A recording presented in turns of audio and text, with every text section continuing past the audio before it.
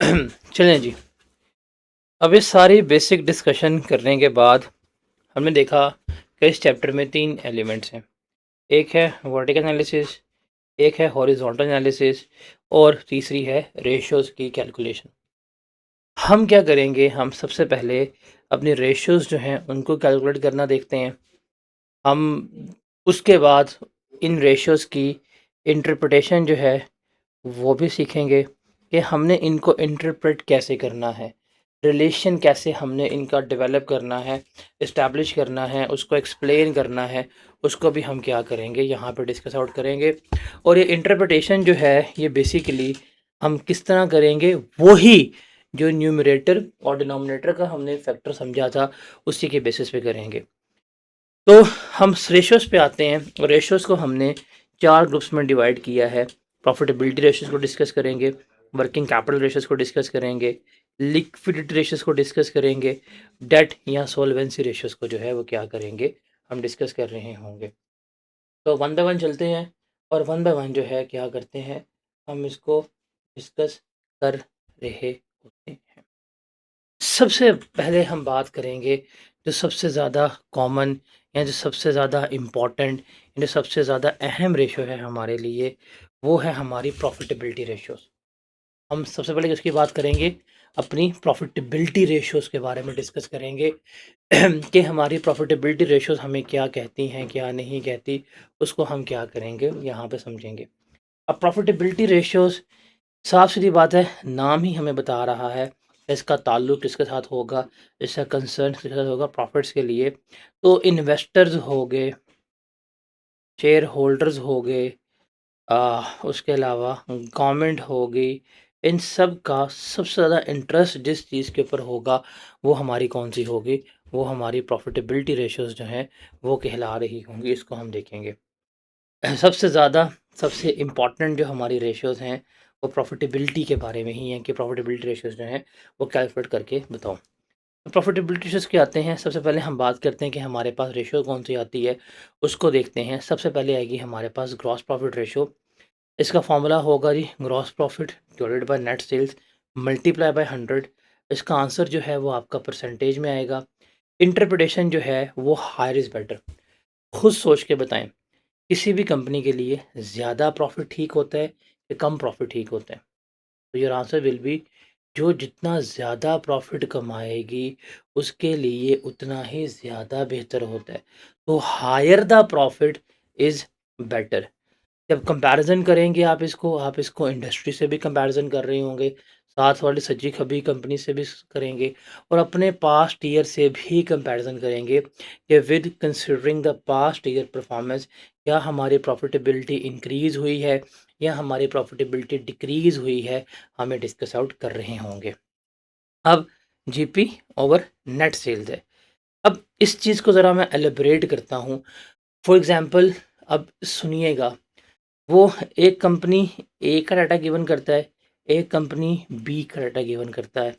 Company ए की GP percentage 7% देता है, कंपनी बी की 11% देता है और वो आपसे सवाल पूछता है कि विद रीज़न बताओ कि कंपनी ए की क्यों कम है, ये कंपनी बी की क्यों ज़्यादा है। तो यहाँ पे रीज़निंग जो है वो हमें चाहिए होगी कि किसकी रेशियो किसी से ज़्यादा क्यों है या किसी की रेशियो किसी से कम क्यों है। तो उसकी एक्सप्लेनेशन हमने इस फॉर्मूले से करनी है। इस फॉर्मूले से करने से पहले हम समझेंगे कि फॉर्मूला हमारे पास आता क्या है। देखें, हमारे पास सबसे पहले आएँगी सेल्स। सेल्स में से हम लेस करेंगे अपनी सेल्स रिटर्न्स। क्या करेंगे, हम अपनी सेल्स रिटर्न्स जो है वो लेस करवाएँगे, तो हमारे पास क्या आ जाएगी, हमारे पास नेट सेल्स आ जाएगी। फिर इस नेट सेल्स में से हम क्या करेंगे, हम लेस करवाएँगे cost of sales. Cost of sale में हम लेंगे ओपनिंग स्टॉक, हम इसमें ऐड करेंगे परचेजेस, इसमें से माइनस करेंगे क्लोजिंग स्टॉक, तो हमारे पास आ जाएगी कॉस्ट ऑफ सेल्स। तो कॉस्ट ऑफ सेल्स में, नेट सेल्स में से कॉस्ट ऑफ सेल्स लेस करवाएंगे, तो हमारे पास क्या आएगा, हमारे पास आएगा ग्रॉस प्रॉफिट। अब ये है डाटा। अगर उसने अब कंपनीज का डाटा गिवन किया तो आपके लिए कंपैरिजन के लिए आपका पास आपके पास कंपैरिजन के लिए आपके पास एक्सप्लेन करने के लिए ये चीज़ है। इसकी बेसिस पे क्या करना है, आपने एक्सप्लेन करना है। जब आप कंपनी ए और कंपनी बी को कंपेयर करेंगे, आप उनकी दोनों की सेल्स कर लें। अब फॉर एग्जांपल अगर कंपनी ए की परसेंटेज कम है, आप देखें कि दोनों की सेल्स को, इसकी सेल्स जो है फॉर एग्जांपल 1 लाख है, इसकी सेल्स 7 लाख है। अब हमें पता है सेल्स डिनोमिनेटर में आ रही हैं। हम ये रिलेशन पढ़ के आए हैं कि अगर डिनोमिनेटर बढ़ेगा परसेंटेज कम होगी, डिनोमिनेटर कम होगा तो परसेंटेज जो है ज़्यादा होगी। ये हमने रिलेशन पढ़ा था। अगर मैं बात करूँ तो दैट इज़ द रिलेशन जो हम पढ़ के आए थे कि डिनोमिनेटर इंक्रीज़ रेशियो डिक्रीज। इसका मतलब अगर सेल ज़्यादा होंगी तो परसेंटेज कम आएगी, अगर डिनोमिनेटर डिक्रीज रेशियो इंक्रीज।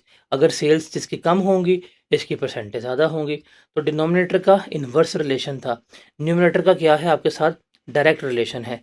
आप इसके एंड से क्या करेंगे, इसको एक्सप्लेन कर रहे होंगे तो आप दोनों कंपनी की सेल्स को कंपेयर करेंगे। अगर एक कंपनी के सेल्स ज़्यादा हैं, एक कंपनी की सेल्स कम है, तो वो उन सेल्स के कंपैरिजन से आप कर सकते हैं कि भाई ये दैट इज़ द रीज़न। फिर आप देखेंगे जीपी, आप देखें जीपी न्यूमरेटर में आता है और जीपी का ग्रॉस प्रॉफिट का डायरेक्ट रिलेशन है आपके जवाब के साथ। अगर ग्रॉस प्रॉफिट बढ़ रहा है तो आपका जीपी जो है बढ़ रहा है। अब आप देखें वो कौन कौन से फैक्टर्स हैं ऐसे जिसकी वजह से जीपी आपका बढ़ेगा। अब खुद सोच के बताएं, लॉजिकली सोचने, कॉमन सेंस को इस्तेमाल करनी है। कॉस्ट ऑफ सेल ज़्यादा हो तो जीपी कम होगा या ज़्यादा होगा? या अगर कॉस्ट ऑफ सेल्स कम हो जाए तो जीपी कम होगा कि ज़्यादा होगा? ज़ाहिर सी बात है कि अगर फॉर एग्जांपल अगर आपकी सेल्स जो है वो 10,000 है, कॉस्ट ऑफ सेल्स आपकी 7,000 आई है, जीपी कितना आएगा? 3,000 आएगा। अगर कॉस्ट ऑफ सेल्स आपकी 10,000 है और कॉस्ट ऑफ सेल्स आपकी कितनी है? 5,000 है, जीपी कितना आएगा? 5,000। तो आपने फिर जब इसकी एक्सप्लेनेशन दे रहे होंगे, एक तो रट्टा मार लें, लेकिन हर सवाल पर रट्टा नहीं मारा जाता। थोड़ा-सा अपने माइंड को आपने हाज़िर-नाज़िर जानना होता है। अगर आप माइंड को अटेंटिव रख के इस रिलेशन को देखें कि वो कौन-कौन से फैक्टर्स हैं जो जीपी को इंक्रीज़ या डिक्रीज़ कर सकते हैं। क्लोजिंग स्टॉक माइट भी इस कंपनी का क्लोजिंग स्टॉक ज़्यादा हो, इस कंपनी में कम हो। तो इन फैक्टर्स की बेसिस पे माइट भी एक कंपनी ने बल्क परचेज़ेस करके डिस्काउंट लिया हो, उसको परचेज़ेस कम पड़ी हों, सस्ती पड़ी हों। एक कंपनी ने जो है वो डिस्काउंट ना लिया हो, उसको जो है वो परचेज़ेस महँगी पड़ी हों, ये भी हो सकता है। तो इस तरह आप इन डाटा की मूवमेंट पे, बिकॉज़ ये इम्पैक्ट करेगा न्यूमरेटर को, तो वो हर चीज़ जो न्यूमरेटर को इंक्रीज़ करेगी वो आपके ग्रॉस प्रॉफिट को इंक्रीज़ करेगी। हर वो चीज़ जो आपके न्यूमरेटर को डिक्रीज़ करेगी वो आपके जीपी को डिक्रीज़ करेगी। तो आप इस रिलेशन से इसको एक्सप्लेन करेंगे। हर वो चीज़ जो सेल्स को इंक्रीज़ करेगी आपके जीपी परसेंटेज को डिक्रीज़ करेगी। तो आप इन 2 फैक्टर से क्या करेंगे, आप इसकी एक्सप्लेनेशन गिवन कर रहे होंगे। अगर इस तरह का कोई लॉजिकल सवाल आ गया कि कंपनी ए की ये जीपी रेशो है, कंपनी बी की ये जीपी रेशो है, कंपनी ये बेहतर क्यों है या कंपनी बी बेहतर क्यों नहीं है, इसकी रेशो कम क्यों है, इसकी रेशो ज़्यादा क्यों है, तो विद दैट थिंग आपने इसको क्या करना है, कंपेयर करके बताना है। तो आप क्या कंपेयर करेंगे, दोनों कंपनी की सेल्स को कंपेयर कर लो। जिसकी सेल ज़्यादा होगी उसका जीपी जो है वो क्या होगा, कम होगा।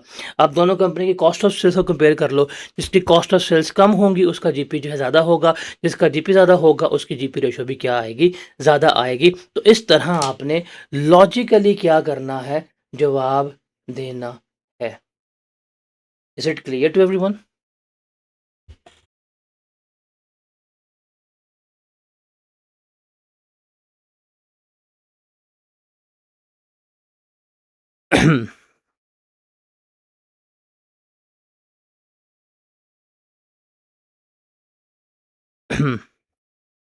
उसके बाद अगली हम प्रॉफिटेबिलिटी रेशो देखेंगे, उसको हम कहेंगे ऑपरेटिंग प्रॉफिट रेशो। क्या कहेंगे? ऑपरेटिंग प्रॉफिट रेशो कहेंगे। ऑपरेटिंग प्रॉफिट का मतलब है कि जीपी निकाल के जो बिज़नेस चलाने के अखराजात हैं वो हमने लेस करवा दिए हैं। मतलब इसमें से इंटरेस्ट और टैक्स लेस नहीं हुआ, फाइनेंस कॉस्ट और टैक्स लेस नहीं हुआ। उससे पहले पहले सूद से पहले, टैक्स से पहले जो हमारा प्रॉफिट आया बिजनेस की एक्टिविटी से, इसको हम क्या कहेंगे? Operating profit. अब जाहिर सी बात है, प्रॉफिट है, आंसर इसका परसेंटेज में आएगा, फॉर्मूला होगा operating profit divided by net sales multiply by 100। Interpretation जितना प्रॉफिट ज़्यादा होगा उतना बेहतर है, आप इसको कंपेयर करेंगे इस तरह से। अब नेट सेल्स का मतलब यहाँ पे वही आ जाएगा कि आप यहाँ पर सेल्स लेंगे, आप यहाँ पे अपनी सेल्स लिखेंगे और सेल्स में से आप लेस करवाएंगे अपनी सेल रिटर्न। आपके पास सेल्स होंगी, सेल्स रिटर्न लेस करवाएंगे, आपके पास क्या आ जाएगी? आपके पास आपकी नेट सेल्स आ जाएगी। इस नेट सेल्स के बाद आप क्या लेंगे? अपना ऑपरेटिंग प्रॉफिट। अभी ऑपरेटिंग प्रॉफिट कैसे या निकालना है आपने ये देखना है। इस सेल्स के बाद आप इसमें से लेस करवाएंगे cost of sales, cost of sales less करवाएंगे तो आपके पास क्या आएगा? ग्रॉस प्रॉफिट आएगा। इस ग्रॉस प्रॉफिट में से फिर आप अपने एक्सपेंसेस लेस करवाएंगे। क्या करवाएंगे? अपने एक्सपेंसेस लेस करवाएंगे। एक्सपेंसेस में यहाँ पे आपके पास आ जाएगा एडमिन एक्सपेंस, उसको लेस करवा रहे होंगे। आपके पास आ जाएंगे सेलिंग एक्सपेंसेस, वो आ जाएंगे।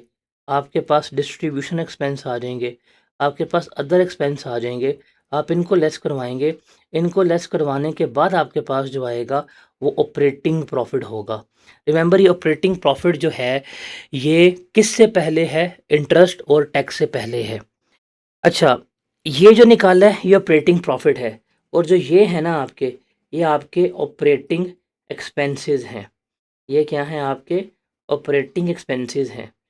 तो ये चीज़ याद रखना, ये क्या है? आपके ऑपरेटिंग एक्सपेंसेस हैं। आप ऑपरेटिंग प्रॉफिट ऐसे भी निकाल सकते हैं, अगर आपको पेपर में कभी एक्सपेंसेस गिवन हो खाली, आप 1 माइनस ऑपरेटिंग एक्सपेंसेस करेंगे तब भी आपके पास क्या आ जाएगा? ऑपरेटिंग प्रॉफिट आ जाएगा। तो इस तरीके से भी आप क्या कर सकते हैं? कैलकुलेट कर सकते हैं। तो ये बोथ आर द वे, आपको उसने गिवन किया होगा, आप उसकी बेसिस पे क्या कर रहे होंगे? ये कैलकुलेट कर रहे होंगे। ठीक है। अब जाहिर सी बात है, प्रॉफिट ज़्यादा बेहतर होता है कि कम बेहतर होता है? बताएं, सोच के बताएं। प्रॉफिट ज़्यादा अच्छा है या कम अच्छा है? जाहिर सी बात है, जितना प्रॉफिट होगा उतना अच्छा होगा। तो इसकी एक्सप्लेनेशन वही होगी। देखें ऑपरेटिंग प्रॉफिट पे क्या कुछ आएगा। ऑपरेटिंग प्रॉफिट कैलकुलेट करने में ये है, अगर ये आपके ऑपरेटिंग एक्सपेंसेस कम हैं तो ऑपरेटिंग प्रॉफिट ज़्यादा होगा, अगर ऑपरेटिंग एक्सपेंसेस ज़्यादा हैं तो ऑपरेटिंग प्रॉफिट कम होगा। तो इस तरह से वो तमाम चीज़ें जो न्यूमरेटर को इंक्रीज़ करेंगी वो आपकी परसेंटेज को इंक्रीज़ करेंगी, वो तमाम चीज़ें जो न्यूमरेटर को डिक्रीज़ करेंगी वो आपकी परसेंटेज को डिक्रीज़ करेंगी। तो इस रिलेशन से क्या करेंगे? आप इनको एक्सप्लेन कर रहे होंगे। Is it clear?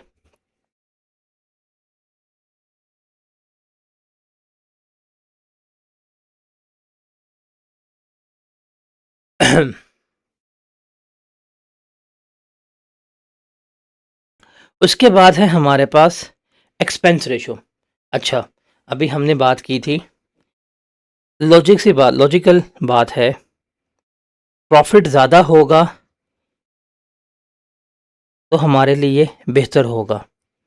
अगर हम बात करें एक्सपेंसेस की, एक्सपेंसेस ज़्यादा होना अच्छा होता है कि कम होना अच्छा होता है हमारे लिए? बताएं, एक्सपेंसेस ज़्यादा अच्छा है, कम अच्छा है? तो जहाँ पे भी प्रॉफिट की बात आएगी, प्रॉफिट ज़्यादा बेहतर है। जहाँ पे भी एक्सपेंसेस की बात आएगी, वहाँ पे एक्सपेंसेस कम होना जो है वो क्या होंगे? बेहतर होंगे। अब एक्सपेंसेस रेशो की बात करें तो वो कोई से भी एक्सपेंस की रेशो निकलवा सकता है, वो कोई से भी एक्सपेंस की रेशो निकलवा सकता है। फॉर्मूला याद रख लें एक्सपेंस रेशो निकालने का, कि आपके पास जो भी एक्सपेंस गिवन होंगे उसको डिवाइड करना है आपने नेट सेल से, मल्टीप्लाई करना है 100 से, आपके पास क्या आ जाएगी? रेशो। इसका आंसर परसेंटेज में आएगा, जितना लो होगा उतना ही क्या होगा आपके लिए बेटर होगा। वो किसी भी एक्सपेंस का रेशो निकाल ले।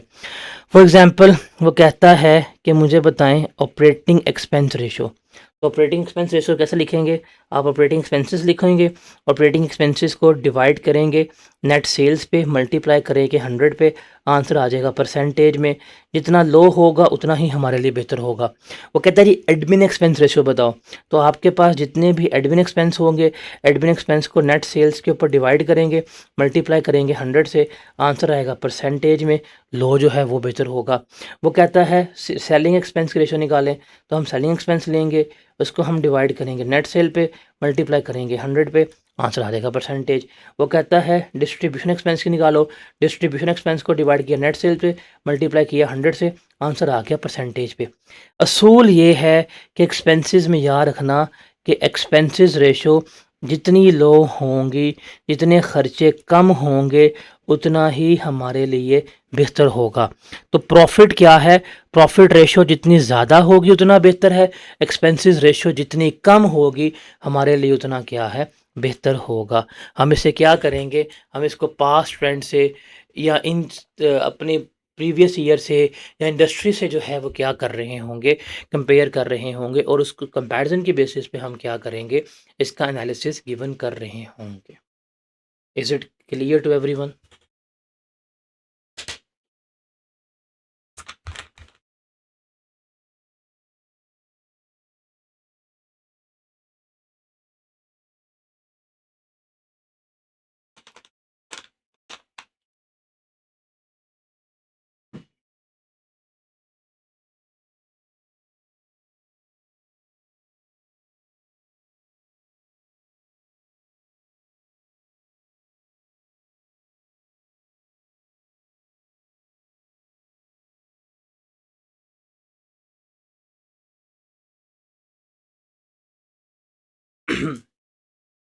अब हम चलते हैं आगे।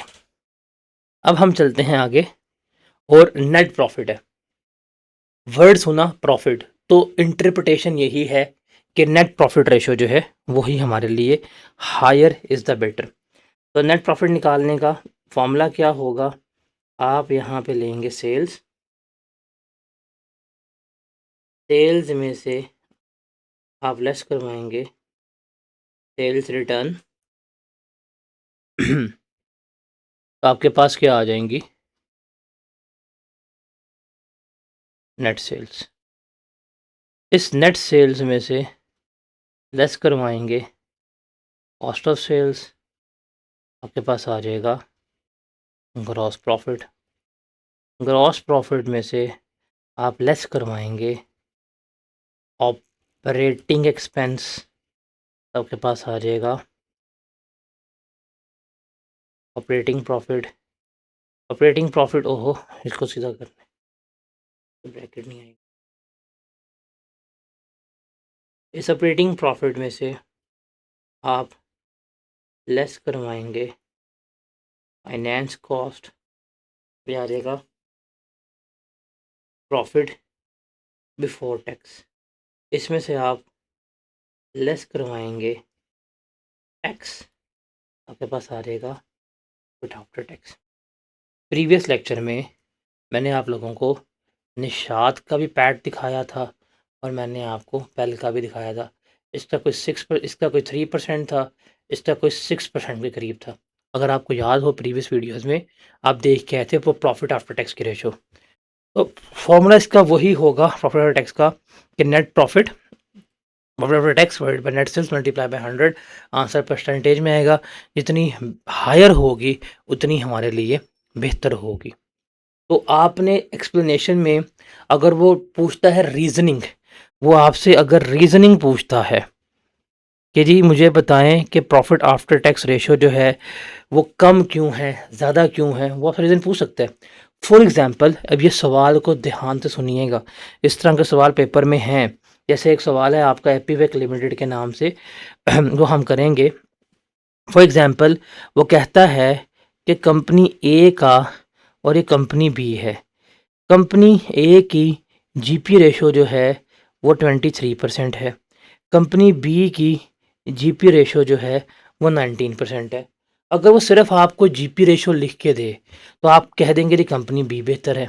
लेकिन वो साथ ही कहता है कि कंपनी ए की नेट प्रॉफ़िट रेशियो जो है, वो 7% है और कंपनी बी की नेट प्रॉफ़िट रेशियो जो है, वो 11% है। वो पूछता है भाईजान इसकी रीज़न क्या है?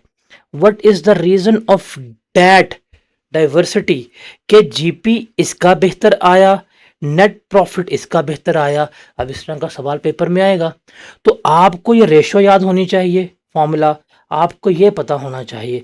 आप सिंपल कह देंगे कि कंपनी ए की जीपी रेशियो इसलिए बेहतर है कि फॉर एग्जांपल कंपनी ए की कॉस्ट ऑफ सेल्स कम है, वो ये कह सकता है। कंपनी ए का कॉस्ट ऑफ सेल्स कम है, कंपनी ए का ग्रॉस प्रॉफिट ज़्यादा है, इसलिए कंपनी ए की जीपी रेशो ज़्यादा है। कंपनी बी की कॉस्ट ऑफ सेल्स ज़्यादा है, उसका ग्रॉस प्रॉफिट कम है, इसलिए उसकी ज़्यादा है।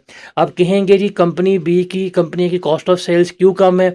माइट भी कंपनी ए ने बल्क में परचेज़ किया हो, डिस्काउंट मिला हो या उसका क्लोजिंग स्टॉक जो है वो ज़्यादा हो। ये सारा रिलेशन आपने डेवलप करना है। ये सारा आपने रिलेशन जो है वो क्या करना है, डेवलप करना है, आपने बताना है। बिकॉज़ ये चीज़ आपके लिए बड़ी मैटर करेगी और इसको एक्सप्लेन करेंगे तो हर चीज़ की लॉजिक जो है वो क्या करनी है, आपने बतानी है। आपका एग्ज़ामिनर जो है आप उससे ये हैप्पी क्वेश्चंस एक्सपेक्ट ना करें कि जो कहेगा और आप कहेंगे हाँ जी हो गया। आपको लॉजिकली तैयार होना पड़ेगा। जब आप लॉजिकल की बात करेंगे तो आप खुद देखेंगे कि यार एक हमारे पास जो है वो क्या है, ग्रॉस प्रॉफिट है। ग्रॉस प्रॉफिट किससे आता है? ग्रॉस प्रॉफिट आता है sales minus cost of sale से। जब हम कॉस्ट ऑफ सेल्स की बात करते हैं, इसमें आता है ओपनिंग स्टॉक, इसमें आती है परचेजेस, इसमें आता है क्लोजिंग स्टॉक। यहाँ तक बात देखेंगे। फिर आप दोनों कंपनी का कंपेयर कर रहे हैं। अब आपको ये रिलेशन पता होना चाहिए कि ओपनिंग स्टॉक का इनवर्स रिलेशन होता है ग्रॉस प्रॉफिट के साथ। ओपनिंग स्टॉक का इनवर्स रिलेशन होता है ग्रॉस प्रॉफिट के साथ। इसका मतलब क्या है कि अगर जिसका ओपनिंग स्टॉक ज़्यादा होगा, उसका जीपी जो है वो क्या होगा? कम होगा। तो आप दोनों कंपनी का ओपनिंग स्टॉक कंपेयर किया। आप कह सकते हैं कि भाई that is the reason of the difference in the GP ratio. फिर जो आपके पास क्लोजिंग स्टॉक होगा, क्लोजिंग स्टॉक का डायरेक्ट रिलेशन होगा जीपी के साथ। जिसका क्लोजिंग स्टॉक ज़्यादा होगा उसका जीपी ज़्यादा होगा, जिसका स्टॉक कम होगा उसका जीपी कम होगा। आप ये क्या कर रहे होंगे, बता रहे होंगे इस तरह से। फिर आप परचेजेस के बारे में बताएंगे। आप दोनों की फाइनेंशियल स्टेटमेंट पकड़ेंगे, दोनों की फाइनेंशियल स्टेटमेंट देखेंगे कि डिस्काउंट रिसीव्ड है। अब जिस कंपनी ने डिस्काउंट रिसीव किया उसको इन्वेंट्री सस्ती पड़ी, जिसको इन्वेंट्री सस्ती पड़ी जाहिर से बात है उसकी कॉस्ट ऑफ सेल्स कम हुई। जिसकी कॉस्ट ऑफ सेल्स कम हो गई तो उसका जीपी क्या हो गया, बढ़ गया। तो ये सारी कहानी आप इस तरह से बताएंगे। आप ओपनिंग स्टॉक को ओपनिंग स्टॉक से कंपेयर करेंगे, उसका ओपनिंग स्टॉक का क्या रिलेशन है जीपी से पता होना चाहिए। क्लोजिंग स्टॉक को क्लोजिंग स्टॉक से कंपेयर करेंगे, क्या रिलेशन है पता होना चाहिए। आप परचेजेस को कंपेयर करेंगे। आप देखेंगे किसने डिस्काउंट रिसीव किया, किसको डिस्काउंट कम मिला, किसने सस्ती परचेज की, किसने महंगी परचेज की, किसकी कॉस्ट ऑफ सेल्स क्यों ज़्यादा है, किसकी कॉस्ट ऑफ सेल्स क्यों कम है। जब आप ये सारी रीजनिंग बताएंगे, जब आप एनालिसिस करके आपको पता चल जाएगा, तो फिर आप जवाब दे सकते हैं यहाँ पे एग्जामिनर को कि हाँ भाई इसका जीपी इसलिए ज़्यादा है, इसका जीपी इसलिए कम है। हो गया। अब ये जीपी की एक्सप्लेनेशन होगी, साथ ही आप किसकी करेंगे, एनपी की। आप कहेंगे जी इसका जीपी ज़्यादा है, इसका नेट प्रॉफिट कम है, क्यों? आप कह सकते हैं भाई ऑपरेटिंग एक्सपेंसेस ज़्यादा है, फाइनेंस कॉस्ट ज़्यादा है, आप ये कह सकते हैं। आप कह सकते हैं कंपनी ए ने लोन लिया हुआ है, इसका इंटरेस्ट पे कर रही है। या आप कह सकते हैं कंपनी ए ने नई मशीनरी ली है, उसकी डेप्रिसिएशन जो है वो क्या हो रही है, ज़्यादा कैलकुलेट हो रही है। कंपनी बी का नेट प्रॉफिट इसलिए अच्छा बेहतर आया है, कंपनी बी ने लोन नहीं कोई लिया हुआ, कंपनी बी की फाइनेंस कॉस्ट नहीं है, जिसकी फाइनेंस कॉस्ट ही नहीं है उसका प्रॉफिट जो है क्या होगा, बेहतर होगा। तो इस तरह से आप हेड टू हेड कंपेयर करके एग्जामिनर के सबसे जो फेमस क्वेश्चन होगा उसका जवाब दे रहे होंगे। समझ आई? समझ लगी कि किस तरह से आपने चीज़ों को एक्सप्लेन करना है?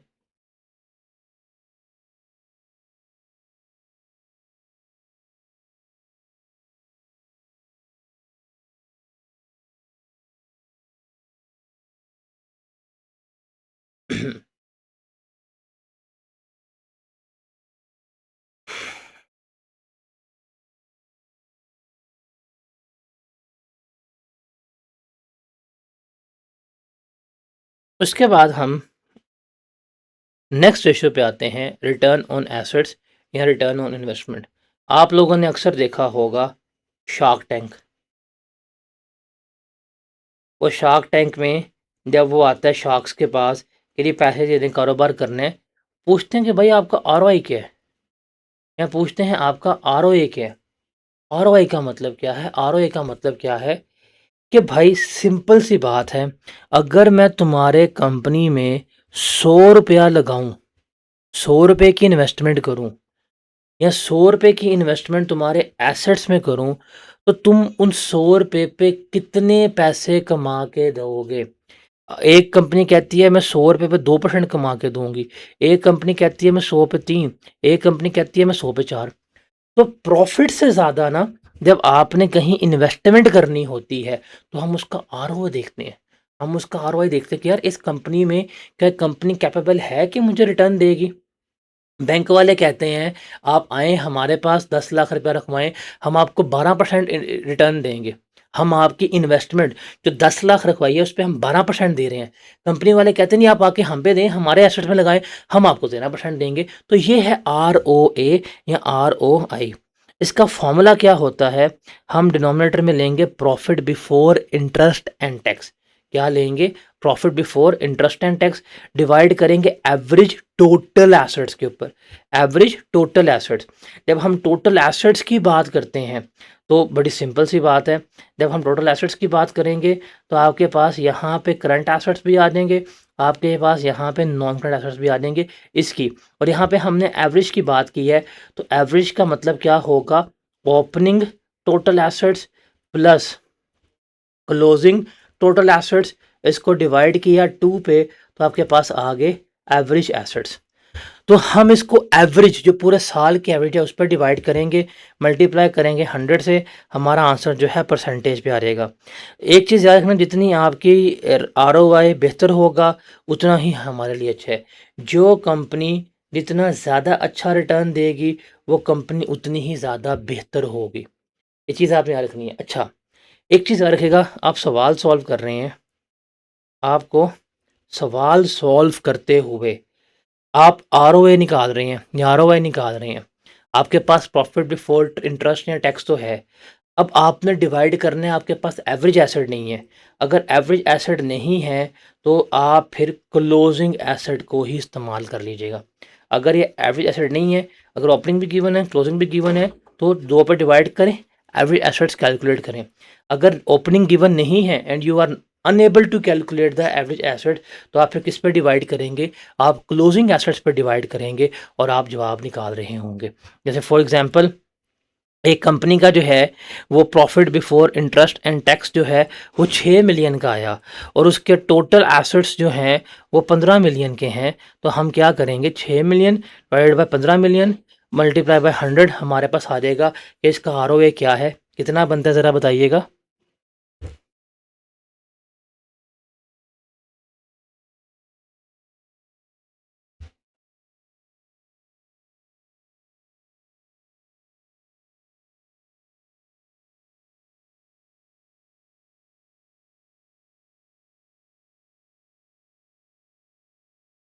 कितना बनता है?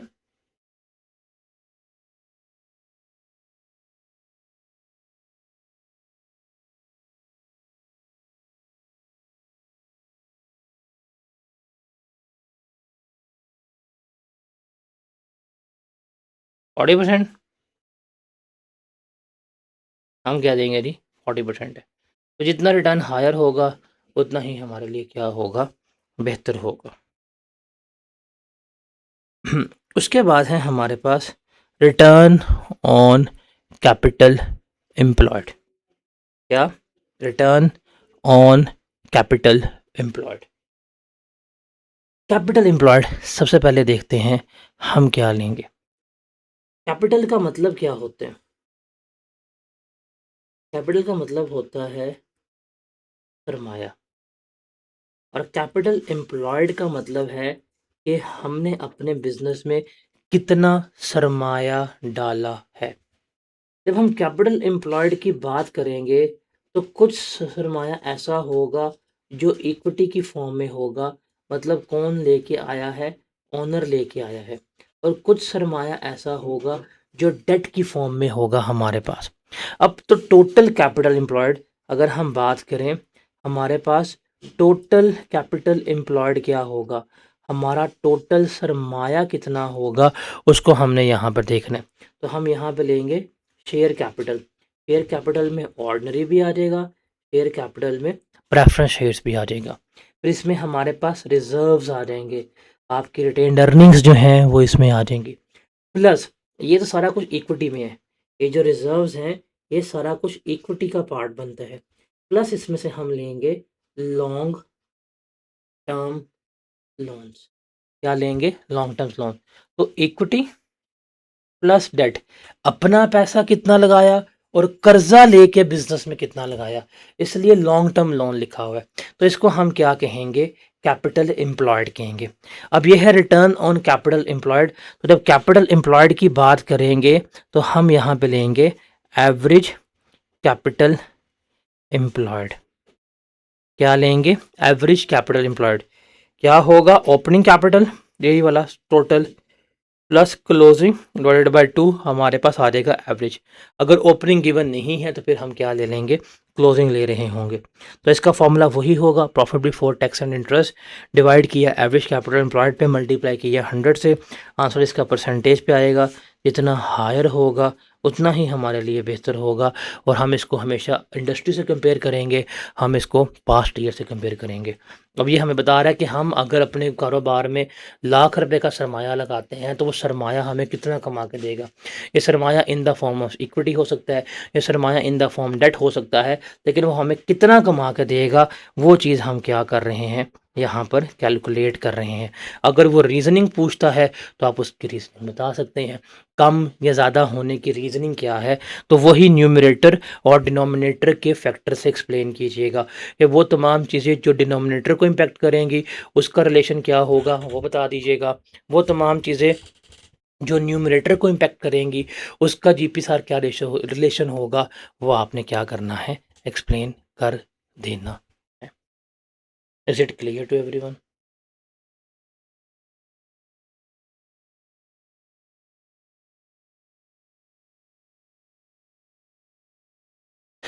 इस रेशो में याद रखनी है, ये इक्विटी प्लस लोन है, ये इक्विटी प्लस लोन है because that was capital employed. हमने कुछ कैपिटल इक्विटी की फॉर्म में लगाया अपना पैसा, और कुछ पैसा हमने कर्जा लेके लगाया था। अगली रेशो जो है ना हमारी, नेक्स्ट रेशो है हमारे पास return on equity. Equity equity का मतलब है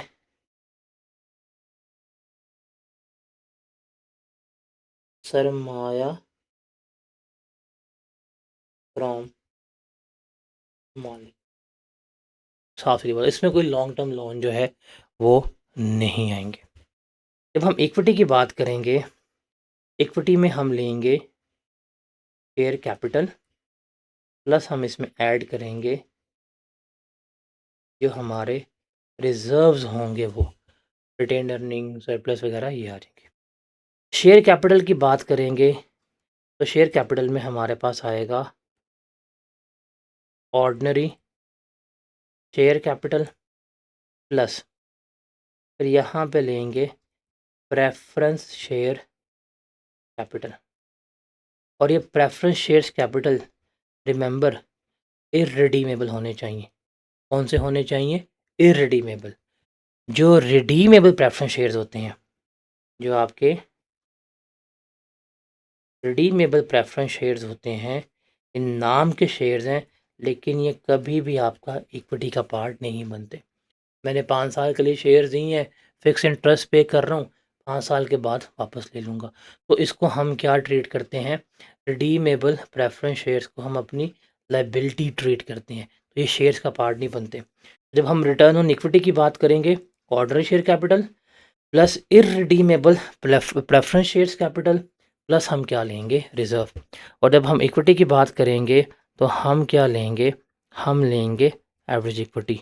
opening plus closing divided by 2 हमारे पास क्या आ जाएगी? Average equity. फॉर्मूला में याद रखिएगा, profit after tax minus preference dividend. Formula क्या होगा हमारे पास? Profit after tax minus preference dividend. इसको हम कहते हैं अर्निंग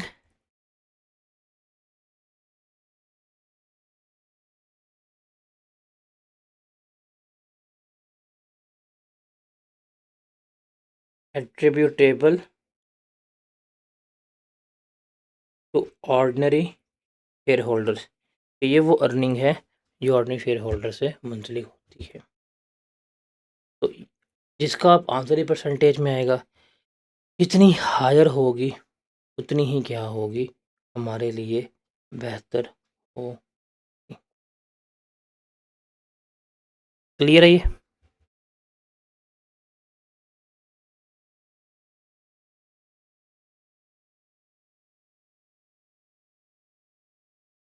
अब देखिएगा, जितने भी रिटर्न्स वाले फॉर्मूला होंगे ना, रिटर्न्स वाले फॉर्मूला, उसके डिनोमिनेटर न्यूमरेटर जो हैं वो क्या होंगे हमारे लिए? सेम ही होंगे।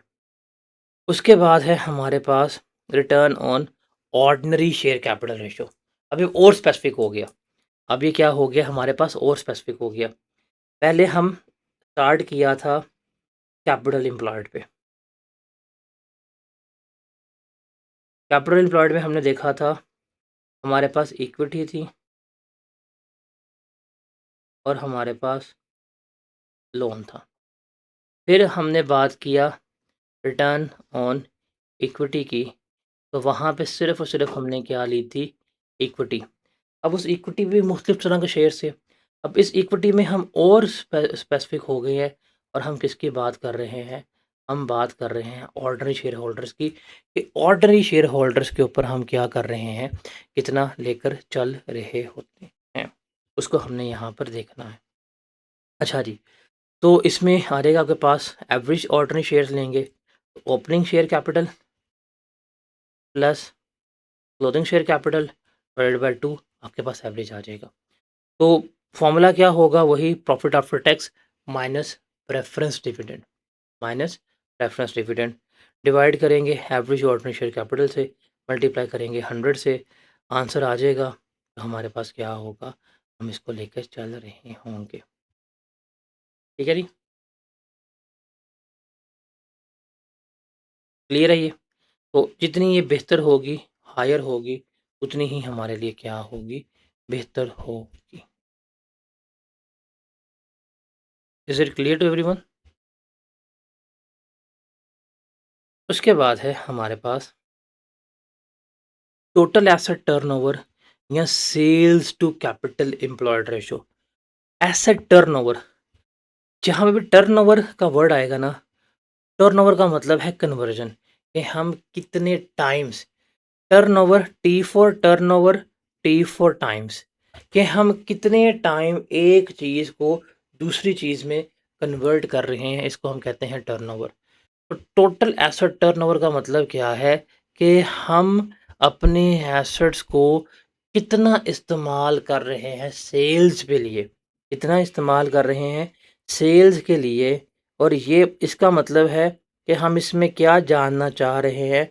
यूटिलाइजेशन ऑफ एसेट्स, कि हमने जो एसेट्स लगाए हैं, जो हमने एसेट्स यहाँ पे लाके पकड़ा दिए हैं, क्या उन एसेट्स को हम प्रॉपरली इस्तेमाल कर भी पा रहे हैं कि नहीं पा रहे? क्या हम उन एसेट्स को सेल्स में कन्वर्ट कर भी पा रहे हैं कि नहीं पा रहे? वो चीज़ हमने क्या करनी है? यहाँ पर देखनी होती है।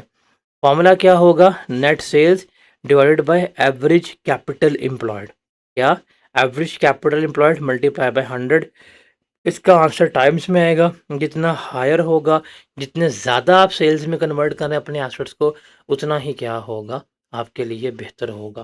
तो ये भी मैक्सिमम, अगर आप 5 गुना, 3 गुना या 5 बार, 6 बार, 7 बार अपने आप को कन्वर्ट कर रहे हैं अपने एसेट्स को अपनी, तो आपके लिए बेहतर है। अगर आप कम लेके चल रहे हैं तो फिर क्या है? आपके लिए बुरा है। तो हायर इज़ द बेटर या मैक्सिमम इज़ द बेटर, ये चीज़ आपने याद रखनी है। तो अगर चलें तो ये सारी हमारे पास ना रेशोज़ आ रही हैं, जितनी हमने डिस्कस की हैं। मैंने आपको इन पूरी रेशोज़ की समरीज नहीं बल्कि डिटेल समझाई है विद रीजनिंग। इंक्रीज डिक्रीज कौन सी रेशो क्यों हो रही है, किसका क्या इम्पैक्ट है, ये हमने बड़ी तफसील में पढ़ा है। बहुत ही तफसील में जो है वो हमने क्या किया है, इसको डिस्कस किया है। तो आपको लॉजिक समझ आ गए हैं, आपको रीज़निंग जो है वो समझ आ गई है कि कौन सी रेशो क्यों इंक्रीज़ हो रही है, कौन सी रेशो क्यों डिक्रीज़ हो रही है।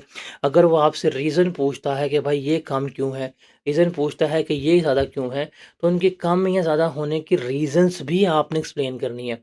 तो वो न्यूमरेटर और डिनोमिनेटर का रिलेशन और वो तमाम चीज़ें जो न्यूमरेटर को इम्पैक्ट करेंगी, न्यूमरेटर का इम्पैक्ट होगा डायरेक्ट। वो तमाम चीज़ें जो डिनोमिनेटर को इम्पैक्ट करेंगी, डिनोमिनेटर का इम्पैक्ट होगा रिवर्स। ये सारा जो है वो हमने डिस्कस कर लिया। अब ये आपके पास 2 पेजेज़ हैं, ये इसकी सारी फ़ॉर्मूलाज़ हैं, इन 2 पेजेज़ को पकड़ लें, इनको मल्टीपल टाइम रीड कीजिएगा, आपके रेशियोज़ जो है फिंगर टिप्स पे हो जाएँगी।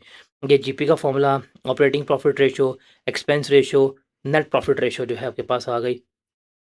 उसके बाद return on asset and return on investment हो गया, रिटर्न ऑन कैपिटल एम्प्लॉयड हो गया, return to equity ratio, return on ordinary share capital ratio, total asset turnover ratio. टोटल 1 2 3 4 5 5 6 7 8 9 9 रेशियोज़ हैं जो आपकी प्रॉफिटेबिलिटी रेशियोज़ हैं। तो ये 2 पेजेज़ अपने पास सेव कर लीजिएगा। इन फ़ॉर्मूलाज़ को 2 से 3 दफ़ा आप रिवाइज़ कीजिएगा। आपकी प्रॉफिटेबिलिटी रेशियोज़ जो हैं वो क्या हो जाएँगी, कंप्लीट हो जाएँगी। क्लियर है?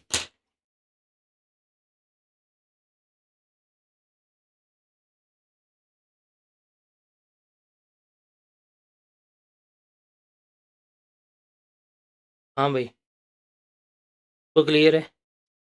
मुश्किल तो नहीं? या किसी को समझ ना आई हो?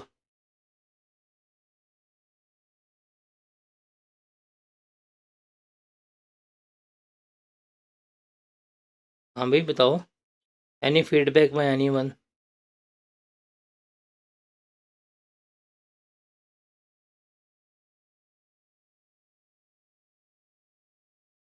ईज़ी पीज़ी कि डिफ़िकल्ट? अवाम जो है वो मार खाती है इंटरप्रिटेशंस में। इनको इंटरप्रिटेशन समझ नहीं आती। इंटरप्रिटेशंस क्लियर है कि हाउ टू इंटरप्रेट।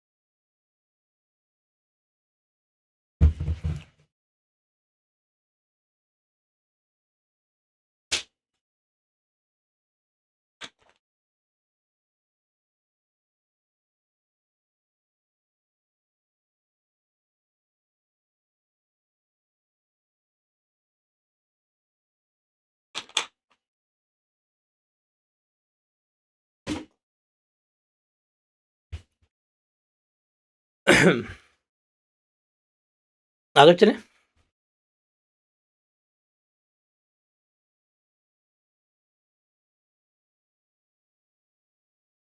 अब आगे हम बात करते हैं लिक्विडिटी रेशियोज़ की। सबसे ज़्यादा रेशियोज़ हमारी प्रॉफिटेबिलिटी रेशियोज़ होती हैं। लेकिन बाकी रेशियोज़ भी हमारे लिए इम्पोर्टेंट है, लेकिन अब बाकी रेशियोज़ हमारे लिए आसान है, ईज़ी हैं। इनकी इंटरप्रिटेशन भी ईज़ी है। लिक्विडिटी, लिक्विडिटी का मतलब क्या होता है? रेडिली अवेलेबल इनटू कैश, कि कितनी जल्दी आप कैश को हासिल कर सकते हो, ये है हमारी लिक्विडिटी। आपके ख़्याल से आपके बिज़नेस के लिए सबसे ज़्यादा इम्पोर्टेंट क्या चीज़ है? प्रॉफ़िट्स इम्पोर्टेंट हैं या कैश भी इम्पोर्टेंट है? फॉर एग्ज़ाम्पल आपके बिज़नेस में प्रॉफ़िट जो है वो 10 करोड़ का शो हो रहा है, लेकिन कैश आपके पास 1 करोड़ का पड़ा हुआ है, तो क्या आपके हालात सही होंगे?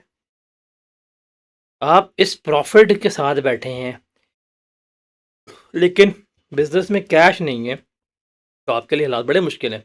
आपके गोइंग कंसर्न के इश्यू खड़े हो जाएँगे, आप कारोबार नहीं कर पाएँगे, आप सामान नहीं खरीद पाएँगे, आप बिल्स नहीं पे कर पाएँगे, आप सैलरीज़ नहीं पे कर पाएँगे। क्या आप अपने एम्प्लॉय भाई फ़िक्र ना करें, प्रॉफ़िट बड़ा कमाया, बस कैश नहीं है। क्या आपने जो बिजली का बिल पे करना है, गैस का बिल पे करना है, क्रेडिटर्स को पेमेंट करना है, क्या उनको कैश के बगैर लेके चल पाएँगे? तो हमेशा याद रखिएगा कि बिज़नेस की कैश की जो नीड है ना, जो कैश की पोज़ीशन है, वो बड़ी इम्पोर्टेंट होती है। आप में से कोई बच्चा पठान है या पठान फैमिली से बिलॉन्ग करता है या केपीके की साइड से बिलॉन्ग करता है? अगर कोई बच्चा ऐसा है, उस साइड से बिलॉन्ग करता है, तो कभी आपने पठानों को या शेखों को कारोबार करते देखा है? इनके कारोबार करने का एक तरीक़ेकार होता है, एक इनकी वारदात होती है, ये कहते हैं जी हमारे लिए कैश इम्पोर्टेंट है। कहते हैं दुकान प्रॉफ़िट में है या नहीं, कैश आना चाहिए। सामान लेके आएँगे, इनको अगर सामान कॉस्ट टू कॉस्ट ही बेचना पड़ जाए, इवन सम टाइम इनको कैश अगर सस्ते पे भी बेचना पड़ जाए सामान, ये बेचने को रेडी होते हैं, बिकॉज़ ये कहते हैं कैश हाथ में है तो कारोबार हो जाएगा। अगर कैश फँस जाए तो कहते हैं भाई हमारा कारोबार फँस जाएगा। उनके लिए प्रॉफ़िट से ज़्यादा इम्पोर्टेंट ये जो हो गए दुकानदार, क्या होता है कैश, बिकॉज़ वो कैश के ऊपर बिलीव कर रहे होते हैं। कभी नोटिस किया है? अगर कभी कभी नोटिस नहीं किया तो कभी नोटिस इस चीज़ को करिएगा कि how they are doing business, इनकी बिजनेस की क्या तरीक़ेकार है। You will get to know by KPK, अफ़गानी, शेख हज़रात जो हो गए, मेमन हो गए, ये ऐसे ही करते हैं। वो कहते हैं प्रॉफ़िटेबिलिटी हमें ना बताओ कि करोड़ का प्रॉफ़िट है। कैश कितना पड़ा हुआ है, रोकड़ा कितना पड़ा हुआ है। तो cash is very important. Company की लिक्विडिटी पोजीशन बड़ी इंपॉर्टेंट है। हमने देखना है कि हमारे पास कैश कितना मौजूद है। क्या हम कैश को अगर सर्वाइव लेके कर सकते हैं कि नहीं कर सकते, तो ये हमारे लिए बड़ा इंपॉर्टेंट है। अब जब हम लिक्विडिटी रेशियोज़ की बात करेंगे, तो इसमें 2 रेशियो हम क्या डिस्कस करेंगे, लेके चल रहे होंगे। एक होगी करंट रेशियो, एक होगी हमारे पास क्विक रेशियो, जिसको हम डिस्कस करेंगे। तो सबसे पहले हम देखेंगे वर्किंग कैपिटल। क्या? Working capital. वर्किंग कैपिटल का फॉर्मूला क्या होगा? Current assets minus current liabilities. क्या? Current assets minus current liability. अब करंट एसेट्स की बात करें तो हमारे पास आ जाएगा, हम यहाँ पे मॉनेटरी करंट एसेट्स की बात कर रहे हैं, प्री पेमेंट्स, इन चीज़ों की बात नहीं कर रहे। हम मॉनेटरी कैश हो गया, बैंक हो गया, इन्वेंट्री हो गई, रिसीवेबल्स हो गया, उसके अलावा शॉर्ट टर्म इन्वेस्टमेंट्स हो गई, ये करंट एसेट्स हैं। इसमें से हमने क्या लेस करवाना है? अपनी current liability, bill payable, rent payable, tax payable, salaries payable वो। तो current assets minus current liability, ये है हमारे पास वर्किंग कैपिटल। वर्किंग कैपिटल का मतलब है, साफ सीधी बात है कि ये लायबिलिटीज़ जो हमारी करंट हैं। करंट लायबिलिटीज़ का मतलब क्या होता है? करंट लायबिलिटीज़ का मतलब है, ये वो हमारी ऑब्लिगेशन है जो हमने नेक्स्ट 12 महीने में पे करनी है। करंट लायबिलिटीज़ का मतलब क्या होता है? ये हमारी वो ऑब्लिगेशंस हैं जो हमने अगले 12 महीने में पे करनी है। तो वर्किंग कैपिटल का मतलब क्या है? क्या हमारे पास इतने एसेट्स मौजूद हैं कि हम अपनी करंट लायबिलिटीज़ को पे करने के बाद भी बच जाएँ? अगर फॉर एग्ज़ाम्पल मेरे पास करंट एसेट्स जो हैं वो 1 लाख के हैं, मेरी करंट लायबिलिटीज़ जो 80,000 की हैं, मतलब अगले 12 महीनों में मैंने 80,000 पे करने हैं। अगले 12 महीनों में मेरे पास आना 1 लाख रुपया है, तो इस 1 लाख से 80,000 पे कर दूँगा, जवाब मेरे पास क्या आएगा? 20,000 आएगा। इसको मैं क्या कहूँगा? हाँ जी भाई, मेरे जो करंट एसेट्स हैं वो सरप्लस में है, इज़ाफ़ा में है। तो सरप्लस बेहतर होता है। सरप्लस का मतलब क्या है कि हम अपने कारोबार को कंटिन्यू कर सकते हैं। क्या कर सकते हैं? कंटिन्यू कर सकते हैं। अगर आपके पास करंट एसेट्स सारे कैलकुलेट किए हैं वो लाख के हैं और आपकी करंट लायबिलिटीज़ जो हैं वो एक 40 की हैं। अब कहेंगे भाई साहब डेफ़िसिट हो गया, हमारे पास तो 40,000 रुपया कम है, हमारे पास इतने एसेट्स ही नहीं है कि हम अपनी लायबिलिटीज़ को पूरा कर सकें, तो ये क्या कहलाएगा? ये हमारे लिए क्या है? डेफ़िसिट है। तो वर्किंग कैपिटल अगर पॉज़िटिव है, तो पॉज़िटिव का मतलब क्या है? सरप्लस। अगर वर्किंग कैपिटल नेगेटिव है, नेगेटिव का मतलब क्या है? डेफ़िसिट। तो मेरा आप लोगों से एक जेनेरिक क्वेश्चन है, सरप्लस होना चाहिए या डेफ़िसिट होना चाहिए?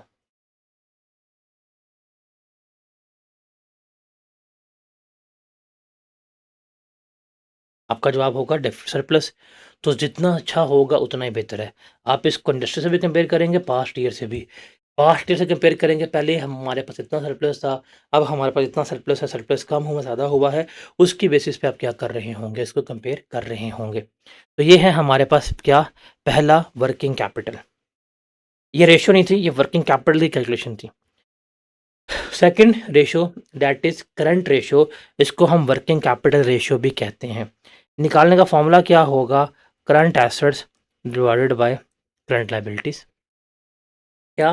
Current asset divided by current liabilities. इसका आंसर जो है वो टाइम्स पे आएगा। इसको 100 से मल्टीप्लाई नहीं करना। वो ना हो आप इसको 100 से मल्टीप्लाई करने बैठे हो। जो करंट एसेट्स आएगा, करंट लायबिलिटीज़ पे इसको डिवाइड कर देना।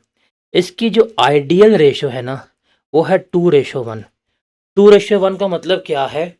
2:1 का मतलब क्या है कि हमारे 2:1 का मतलब है 2 इसको शो कर रहा है, 1 इसको शो कर रहा है। मतलब क्या हुआ? हमारे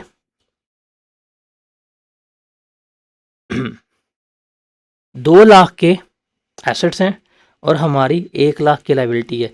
मतलब इसको अगर आप इंटरप्रेट करना चाहें, एक्सप्लेन करने चाहें, तो एक्सप्लेनेशन क्या है? एसेट्स जो हैं वो हमारे 2 गुना हैं एज़ कंपेयर्ड टू लायबिलिटी।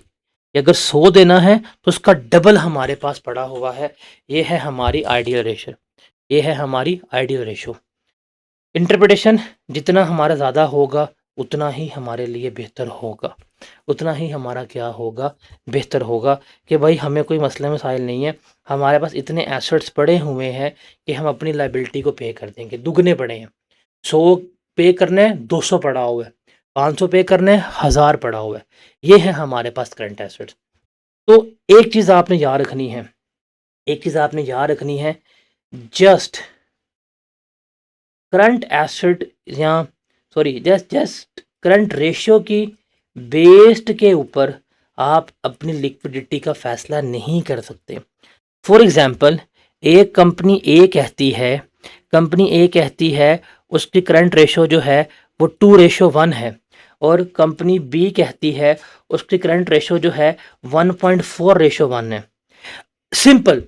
एक कंपनी ए ने कहा उसकी रेशियो 2:1 है करंट रेशियो, कंपनी बी ने कहा उसकी करंट रेशियो 1.4:1 है। कौन सी कंपनी बेहतर है? किस कंपनी की लिक्विडिटी ज़्यादा बेहतर है? कौन सी कंपनी अपनी लायबिलिटीज को आराम से पे कर सकती है? आप कहेंगे 2:1, बिकॉज इसका मतलब है लायबिलिटी 100 की है, एसेट 200 के हैं। ये बेहतर नहीं है। लेकिन सर ऐसे नहीं फैसला करना। ये हमने 2:1 जो कह दिया और हमने सिर्फ इस करंट रेशियो की बुनियाद पे कर दिया। ज़रा इधर आइएगा, हम यहाँ पे क्या चीज़ कैलकुलेट कर रहे हैं? हम यहाँ पे चीज़ कैलकुलेट कर रहे हैं लिक्विडिटी। लिक्विडिटी का मतलब है रेडीली कैश। ये कैश हमारे पास कितनी जल्दी अवेलेबल होगा। जब हम करंट एसेट्स की बात करते हैं तो हमारे पास कैश है, ठीक है जी, कैश है, समझ आती है।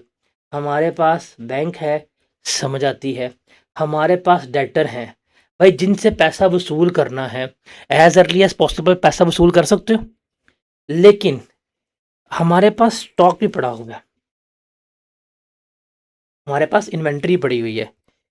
मुझे बताएं, readily cash, readily cash, readily cash, लेकिन अगर आपको अपना स्टॉक बेचना पड़ जाए तो क्या फौरी तौर के ऊपर आप अपनी इन्वेंट्री बेच सकते हैं? बेच सकते हैं। सर ये भी रेडी कैश है, ये भी रेडी कैश है, ये भी रेडी कैश है, बट ये स्टॉक, ये इन्वेंट्री रेडी कैश नहीं है। ये स्टॉक, ये इन्वेंट्री, ये रेडी कैश नहीं है।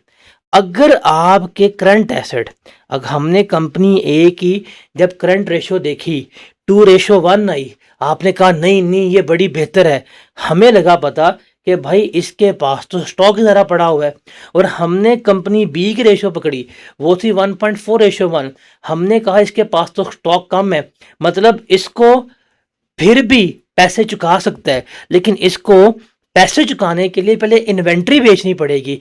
क्या ये इन्वेंट्री कंपनी जो ए जल्दी बेच पाएगी? आपकी दुकान है, आपकी दुकान में माल पड़ा हुआ है, आपकी दुकान में सामान पड़ा हुआ है, आप क्या जब चाहें उस दुकान को बेच सकते हैं? जब चाहे अपनी इन्वेंट्री बेच सकते हैं? सोच के बताएं।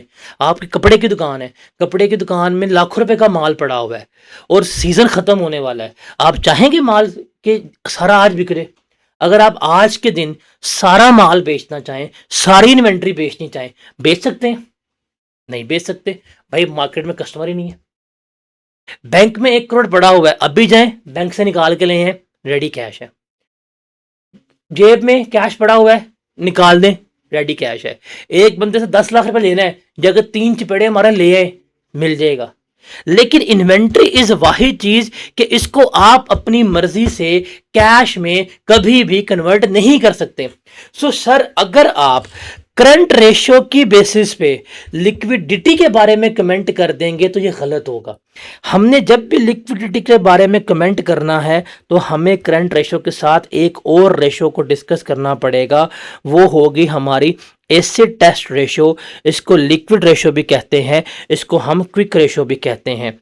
इसका फॉर्मूला क्या होगा? इसमें हम लेंगे हमारी कंपनी के करंट एसेट्स, इसमें से हम माइनस करेंगे इन्वेंट्री, क्लोजिंग इन्वेंट्री को माइनस करेंगे और डिवाइड करेंगे करंट लायबिलिटीज पे। इसका आइडियल आंसर जो है वो 1:1 है। क्या मतलब कि जो आपके क्विक एसेट्स हैं, मतलब इन्वेंट्री लेस करवा के ये लायबिलिटीज के बराबर है, मतलब इतना कैश पड़ा हुआ है जितना पे करना है, इतना बैंक में पैसा पड़ा हुआ है जितना पे करना है, तो दैट इज क्विक रेशियो। ये क्विक रेशियो का मतलब क्या है? एबिलिटी टू पे इमीडिएटली, कि फौरी तौर के ऊपर कौन पे कर सकता है। तो जब भी हमने कंपनी की लिक्विडिटी के बारे में बात करनी है, हमें दोनों रेशे चाहिए। फॉर एग्जांपल, यहाँ पे कंपनी ए है, यहाँ पे कंपनी बी है। कंपनी बी की आती है हमारे पास करंट रेशो, कंपनी ए की करंट रेशो जो है वो 2.2:1 है, कंपनी बी की करंट रेशो जो है वो 1.7:1 है। आप सिंपल करंट रेशो पढ़ते हैं और आप करंट रेशो पढ़ के कहते हैं कंपनी ए बड़ी बेहतर है, आपने गलती कर दी। बिकॉज करंट रेशो की बेसिस पे आप फैसला नहीं कर सकते। करंट रेशो बेहतर हो सकती है, माइट भी, कि आपके पास इन्वेंट्री ज़्यादा हो। अगर कंपनी ए की क्लोजिंग स्टॉक ज़्यादा है, ज़्यादा एसेट्स पड़े हैं, इसकी करंट रेशो बेहतर होगी। तो इसके साथ हमें क्या देखनी पड़ेगी? हमें इसके साथ क्विक रेशो भी देखनी पड़ेगी। क्या देखनी पड़ेगी? क्विक रेशो भी देखनी पड़ेगी। अब क्विक रेशो की बात करते हैं, इसकी क्विक रेशो आती है 1.1:1। मतलब अगर लाख की लायबिलिटीज पे करनी है, इसके पास 1,10,000 है, और इसकी क्विक रेशो आती है 0.8:1, कि अगर इसको आज इमीडिएटली लाख रुपया पे करना पड़ जाए, इसके पास 80,000 पड़ा होगा इमीडिएटली। यहां पे क्या था? जब खाली करंट रेशो पड़ी तो भाई लाख की अगर पेमेंट करनी है तो हमारे पास 2,20,000 के एसेट्स पड़े हुए हैं। इसका था लाख की पेमेंट करनी है तो हमारे पास 1,70,000 के एसेट्स पड़े हुए हैं। ये तो एसेट्स की बात हुई थी। अब माइट भी उसमें इन्वेंट्री में पैसे फंसे हूं, लेकिन जब हमने यहां पे देखा, जब हम क्विक रेशो पे गए तो हमें पता इमीडिएटली अगर आज की आज पेमेंट करनी हो, इसका लाख रुपए पे करना है तो हमारी जेब में 1,10,000 है, इसका अगर लाख पे करना है तो हमारी जेब में 80,000 है। तो अब इसकी बेसिस पे जब करंट रेशो आ जाए, जब क्विक रेशो आ जाए, अब फैसला करना हो तो मुझे अब बताएं ज्यादा बेहतर किसकी पोजीशन है, कौन सी कंपनी की लिक्विडिटी पोजीशन ज्यादा बेहतर है, कंपनी ए कि कंपनी बी? अब आपका जवाब हो जाएगा सर कंपनी बी जो है वो बेहतर है, इसकी लिक्विडिटी पोजीशन जो है वो बेहतर है। कंपनी बी जो है इट कैन इजीली पे टू इट्स क्रेडिटर्स, वो अपनी करंट लायबिलिटीज को पे कर सकती है। तो ये है आपकी लिक्विडिटी रेशोज़। लिक्विडिटी रेशो में जब भी आपने कमेंट करना है, आपने दोनों रेशोज़ को साथ कंसीडर करना है। करंट रेशोज़ को भी और आपने जो क्विक रेशोज़ हैं, इनको आपने एक साथ कंसीडर करना है, फिर ही आपने बताना है कि क्या है और क्या नहीं है। पेपर में आपसे पूछे कि कंपनी ए की करंट रेशो तो बड़ी अच्छी थी, क्विक रेशो बड़ी बुरी हो गई है।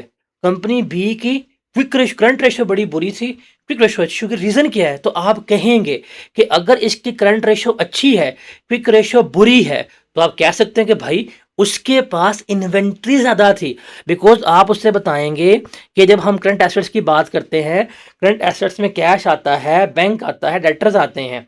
ये तो था उसके पास, लेकिन ज़्यादा उसका पैसा कहाँ फँसा हुआ है? स्टॉक में। जो स्टॉक में इन्वेंट्री में पैसा फँसा हुआ है, वो रेडिली कन्वर्टेबल इनटू कैश नहीं है। तो देखा जाए तो करंट एसेट्स इसके ज़्यादा है, लेकिन क्विक एसेट्स जो हैं वो इसके कम थे। और ऑन अदर हैंड इसके करंट एसेट्स कम है, लेकिन क्विक एसेट्स इसके ठीक हैं। इसका मतलब इसके पास क्लोजिंग इन्वेंट्री कम है, तो ये ज़्यादा बेहतर पोजीशन में है। अगर इसने अपनी आज लाइबिलिटीज पे करनी हो, तो ये इजीली क्या कर सकती है? अपनी लाइबिलिटीज को पे सेट ऑफ कर सकती है। क्लियर है आप सबको?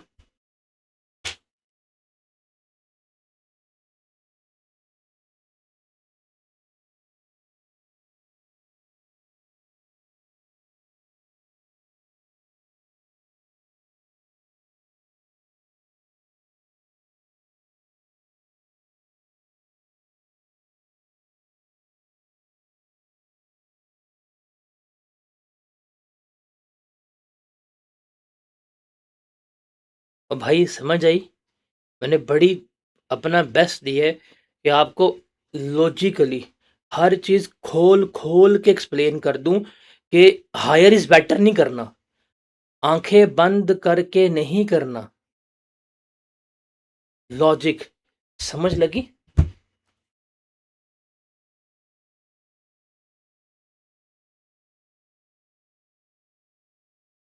उसके बाद है हमारे पास gearing ratio. Gearing ratio gearing ratio क्या होती है? गियरिंग रेशो बताती है डेट टू इक्विटी। सिंपल सी बात है, अगर मैं इसको उर्दू में लिखूं, हमारा कितना परसेंट कर्जा है, हमारा कितना परसेंट कर्जा है, उसको बताते हैं। एक आप वर्ड पढ़ेंगे, हाईली गेड।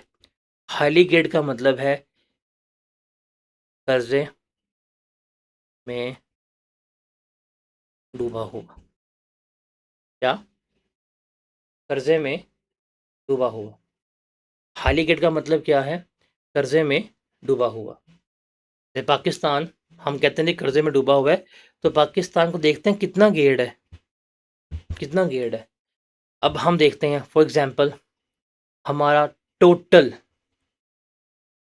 आपने देखा होगा अकाउंटिंग इक्वेशन से हम समझते हैं। अकाउंटिंग इक्वेशन याद है ना? Assets equal to equity plus liability.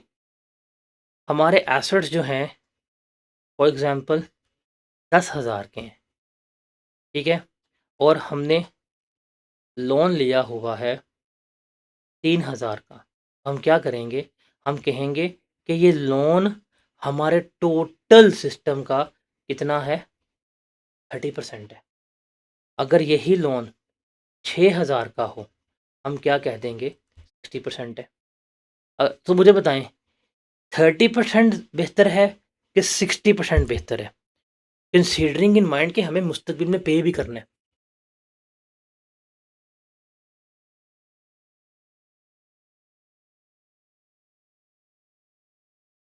तो ज़्यादा कर्जा होगा, इसको हम कह देंगे हाईली गेयर्ड। कम कर्जा होगा, इसको हम कह देंगे लो गेयर्ड। तो बेसिकली हम इसमें देख रहे होते हैं कि हमारी फाइनेंशियल लीवरेज क्या है। अच्छा मुझे बताएं, एक कंपनी के टोटल जो है एसेट वो 10,000 तक के हैं। कंपनी ए ने 3,000 का लोन लिया हुआ है और कंपनी बी ने 6500 का लोन लिया हुआ है, ये 30% गेयर्ड है, ये 65% गेयर्ड है। कंपनी मज़ीद लोन लेना चाहती है, ज़्यादा आसानी से, ज़्यादा ईज़िली, किसको लोन मिल सकता है?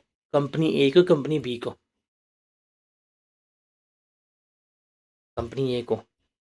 इसको हम कहते हैं लीवरेज। क्या कहते हैं? लीवरेज।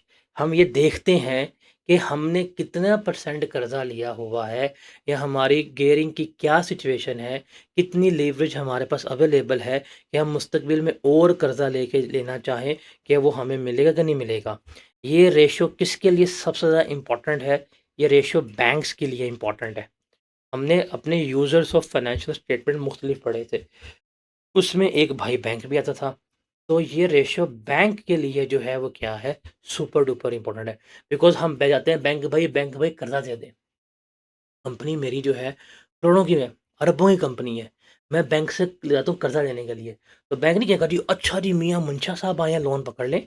बैंक इंसान को नहीं, ये सर कंपनी लेके आए, फाइनेंशियल स्टेटमेंट्स लेके आएँ। जब वो फाइनेंशियल स्टेटमेंट्स लेके आएँगे तो बैंक क्या करेगा, बैंक जो है वो आपसे ये debt to equity ratio calculate करवाएगा। अगर आपकी रेशियो कम है, इसका मतलब बैंक को यकीन है कि हम इसको फर्दर कर्ज़ा दे सकते हैं, ये वापस कर देगा। अगर आपने ऑलरेडी 70-80% कर्ज़ा लिया हुआ है, अब बैंक रिलक्टेंट होगा कि यार इसने पहले ही बड़ा लोन लिया हुआ है, अब इसको हमने मज़ीद लोन ले लिया तो ये हमें पे नहीं कर पाएगा। तो इसको हम गियरिंग रेशियो कहते हैं या डेट टू इक्विटी रेशियो भी कहते हैं या लीवरेज रेशियो भी कहते हैं। फ़ॉर्मूला क्या होगा? Long term loans, just long term loans. तो लॉन्ग टर्म्स लोन्स की बात करेंगे तो लॉन्ग टर्म्स लोन्स में रिमेंबर रिडीमेबल प्रेफरेंस शेयर्स भी आ जाएंगे। हर तरह की long term liability, loans, debentures, term finance certificate, redeemable preference shares सारे आ जाएंगे। डिवाइड करेंगे इक्विटी पे। इक्विटी का मतलब वही है हमारे पास share capital plus reserve. Multiply करेंगे आंसर आएगा 100 से परसेंटेज में। अगर इसका आंसर 100% से ज़्यादा आ गया तो हम कह देंगे भाई ये हाईली गियर्ड अप है। जब इसका आंसर अगर 100% से ज़्यादा आ गया तो हम कह देंगे ये तो कंपनी हाईली गियर्ड अप है, इससे तो बहुत ज़्यादा कर्जा लिया हुआ है, तो इसको फ्यूचर में लोन लेने के ऊपर क्या होगी, दिक्कत का जो है सामना करना पड़ेगा। सेकंड फॉर्मूला इसको कैलकुलेट करने का होता है long term loan divided by equity plus long term loan multiply by 100। इसका आंसर ही परसेंटेज में आएगा, इसका आंसर जो है 50% आ रहा होगा। तो अगर 50% तक गियर इसका मतलब फुली गियर्ड है, हाईली गियर्ड है। अगर क्वेश्चन साइलेंट है ना तो हमेशा ये वाला फॉर्मूला आपने प्रेफर करना है इसको कैलकुलेट करने के। Long term loans divided by equity plus long term loan, equity plus long term loan is equal to capital employed या कैपिटल एम्प्लॉयड या capital employed. Long term loan divide by capital मतलब 100, answer percentage में आएगा। अगर इसका जवाब 50% के नीचे है इसका मतलब कब कर्जा लिया है। अगर इसका जवाब 50% को क्रॉस करके इसका मतलब हमने बहुत ज़्यादा कर्जा लिया हुआ है। अब हमारे पास लीवरेज रिस्क है, हमारे पास फाइनेंशियल रिस्क है, हमें कंपनीज लोन वगैरह जो है बैंक्स नहीं देंगे। तो इस चीज़ को हम क्या कर रहे होंगे, एक्सप्लेन कर रहे हों। क्लियर है ये?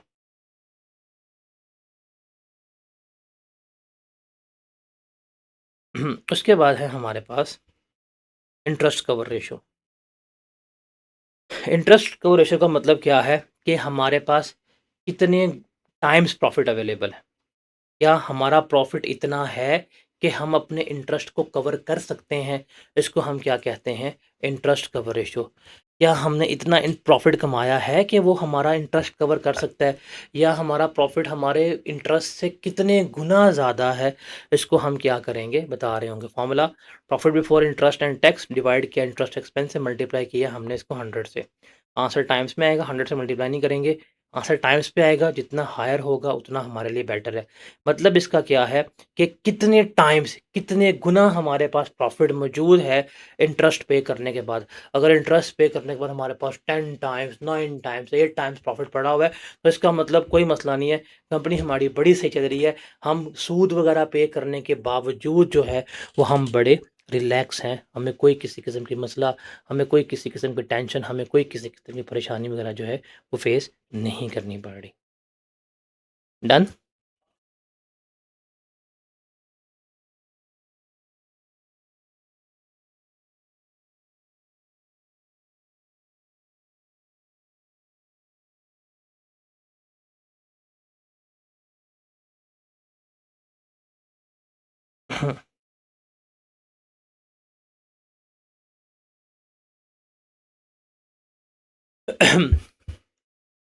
उसके बाद है जी हमारे पास लास्ट रेशो। और लास्ट रेशो जो है वो हमारी क्या है, टर्नओवर रेशो या एफिशिएंसी रेशो। किसी भी कंपनी की, किसी भी बिजनेस की एफिशिएंसी अगर हमने फाइंड आउट करनी है, हमने किसी भी बिजनेस की एफिशिएंसी अगर मालूम करनी है, तो वो किस तरह से फाइंड आउट होगी? क्या उसकी बिल्डिंग देख के हम उसकी एफिशिएंसी फाइंड आउट कर रहे होंगे? हम उसके एम्प्लॉयज़ देख के उसकी एफिशिएंसी फाइंड आउट कर रहे होंगे?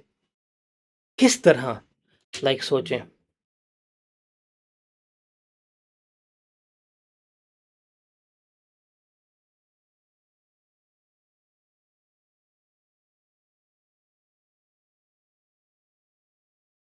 किस तरह? किसी भी कंपनी की, किसी भी कारोबार की अगर हमने एफिशिएंसी को देखना है, हम देखेंगे वो कारोबार कितना बेहतर तरीके से कर रहा है।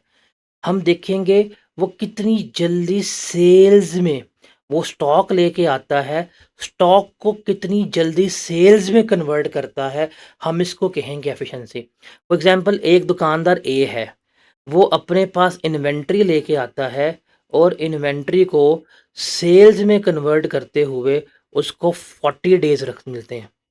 एक कंपनी बी, एक दुकानदार कंपनी बी है, वो अपने पास इन्वेंट्री लेके आता है, उस इन्वेंट्री को सेल्स में कन्वर्ट करने में 25 दिन, मतलब वो 25 दिन में सामान बेच के फ़ारग हो जाता है। एक बंदा 40 दिन में सामान बेच के फ़ारग हो रहा है, तो ज़्यादा एफ़िशिएंट कौन है?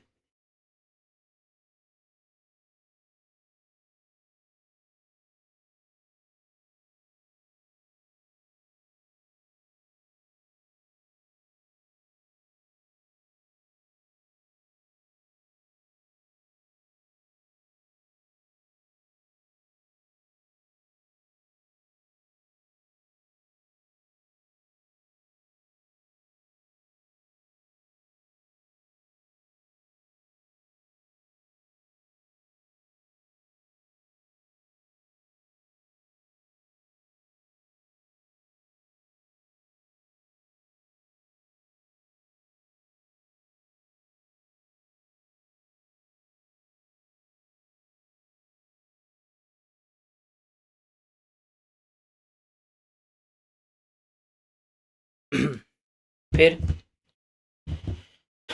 ये कंपनी ए है, ये डेटर्स को क्रिएट करती है, मतलब उधार के ऊपर सामान बेचती है, लेकिन ये 21 दिन में पैसे रिकवर कर लेती है। ये कंपनी जो है, ये उधार पे सामान बेचती है, ये 30 दिन में रिकवर कर रही है। ज़रा बेहतर कौन सी कंपनी है? 21 वाली कि 30 वाली? ये जल्दी पैसे रिकवर कर लिए। फिर ये कंपनी क्रेडिटर्स को पेमेंट करनी है, ये 70 दिनों में पे कर रही है। ये कंपनी जिससे क्रेडिटर्स को पेमेंट करनी है, ये 55 दिनों में पे कर रही है। तो ये है परफॉर्मेंस, ये है हमारा परफॉर्मेंस, ये है हमारी एफिशिएंसी। इसको हम क्या करेंगे, यहाँ देखेंगे कि हम कितने एफिशिएंटली अपने ऑपरेशंस रन कर रहे हैं।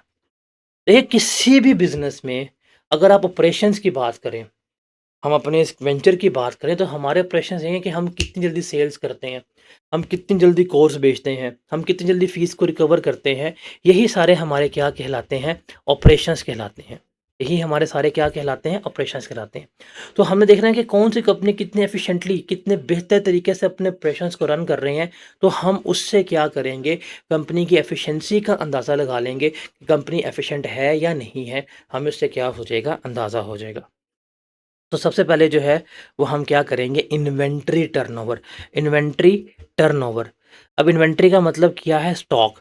टर्नओवर का मतलब जहाँ पे भी आएगा वहाँ पे है कन्वर्जन, गुना, टाइम्स। मैंने पहले बताया T for turnover, T for times. Turnover ratio मतलब क्या होगा कि हम इन्वेंट्री को कितने टाइम सेल्स में कन्वर्ट करते हैं, हम इन्वेंट्री को कितने टाइम्स जो है वो सेल्स में कन्वर्ट करते हैं। इसको हम कहते हैं इन्वेंट्री टर्नओवर रेशो। फॉर्मूला क्या होगा, कॉस्ट ऑफ गुड्स सोल्ड, ये वही जो आपने कॉस्ट ऑफ सेल्स निकाली है वो क्या थी, आपके पास ओपनिंग स्टॉक, आपने उसमें ऐड की परचेजेस, लेस किया क्लोजिंग स्टॉक, तो वही आपके पास क्या आ गई, कॉस्ट ऑफ सेल्स आ गई। अच्छा, अगर आपके पास कॉस्ट ऑफ सेल्स गिवन नहीं है अगर आपके पास कॉस्ट ऑफ सेल्स गिवन नहीं है तो हम यहाँ पे खाली क्लोजिंग स्टॉक ही ले लेते हैं। ये चीज़ आप याद रखिएगा, वो बड़े रेयर सवाल होते हैं, वो सवालों में जाके बताऊंगा। इसको हम डिवाइड करेंगे एवरेज इन्वेंट्री पे। एवरेज इन्वेंट्री का मतलब क्या होगा, ओपनिंग स्टॉक डिवाइड किया क्लोजिंग स्टॉक के ऊपर, और प्लस की क्लोजिंग स्टॉक डिवाइड किया 2 के ऊपर, हमारे पास आ गई एवरेज इन्वेंट्री। हमारे पास क्या आ गई, एवरेज इन्वेंट्री। तो कॉस्ट ऑफ गुड सोल्स को डिवाइड किया एवरेज इन्वेंट्री के ऊपर, हमारे पास आ जाएगा आंसर इसका टाइम्स में। इंटरप्रिटेशन जो है वो क्या है, हायर इज़ बेटर, बिकॉज इसका मतलब क्या है कि हम कितनी जल्दी, हम कितने टाइम्स अपनी सेल्स कर रहे हैं।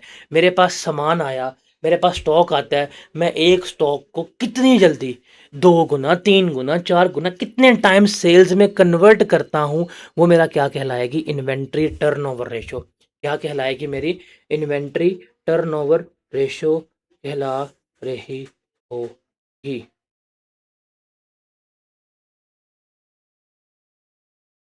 Okay,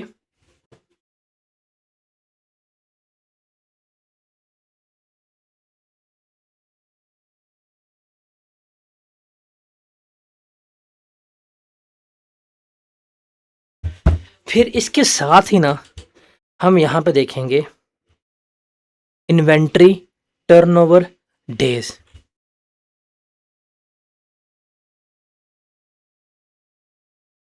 inventory turnover days, inventory turnover days का मतलब है यहाँ टाइम था कितने गुना, यहाँ पे डेज है कि कितने दिन में कन्वर्ट कर रहे हैं, टाइम्स डेज। इसका फॉर्मूला क्या होगा, इसका फॉर्मूला होगा, इसको रिवर्स कर दो, average inventory divided by cost of good sales multiply by 365। हमारे पास क्या आ रहेगा, इन्वेंट्री टर्नओवर डेज। आप इसको ऐसे भी कर सकते हैं, आप इसके एक और फॉर्मूला होता है कि 1/, inventory turnover ratio multiply by 365। आप ऐसे भी कर सकते हैं, बट आप अभी इसको फोकस करें। अब ये आ गया टाइम इसका पीरियड में, यहां तक पढ़ के बताएं, नंबर ऑफ डेज ज़्यादा बेहतर है कि नंबर ऑफ डेज कम बेहतर है। इसका मतलब है, इसका मतलब है आप कितनी जल्दी अपने स्टॉक को सेल्स में कन्वर्ट कर रहे हैं। आपके जल्दी स्टॉक कन्वर्ट होना बेहतर है या आपका कम डेज में स्टॉक कन्वर्ट होना बेहतर है। मतलब एक कंपनी को सेल्स करते हुए 21 दिन लगते हैं, एक कंपनी को सेल्स करते हुए 50 दिन लगते हैं, तो ज़्यादा बेहतर कौन सी है, 21 दिन वाली कि 50 दिन वाली। तो रिमेंबर याद रहेगा, lower is better, lower is better, कितनी जल्दी आप बेचते हैं वो बेहतर है। अच्छा, इसमें अगर हम लॉ की बात करें तो लॉ के भी कुछ नुकसान हैं।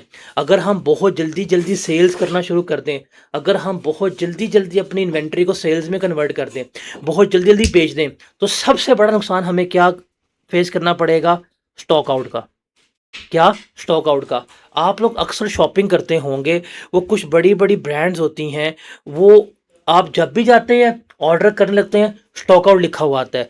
जब स्टॉक आउट लिखा हुआ आता है तो कितना ज़्यादा दुख होता है कि नहीं होता। अब उस स्टॉक आउट की वजह से उस कंपनी को कितना नुकसान हुआ, उनके कस्टमर लूज हो गया। अब आप अगर एक दुकान पे जा रहे हैं कि सर जी माल अवेलेबल नहीं है, माल खत्म हो गया है, तो आहिस्ता आहिस्ता इवेंचुअली अगर वो स्टॉक आउट है, वो कस्टमर ही लूज कर देगा अपना, कस्टमर लूज हो जाएगा, कस्टमर की लॉयल्टी जो है वो ख़त्म हो जाएगी, लोग उसके अल्टरनेटिव पे जाना शुरू हो जाएंगे।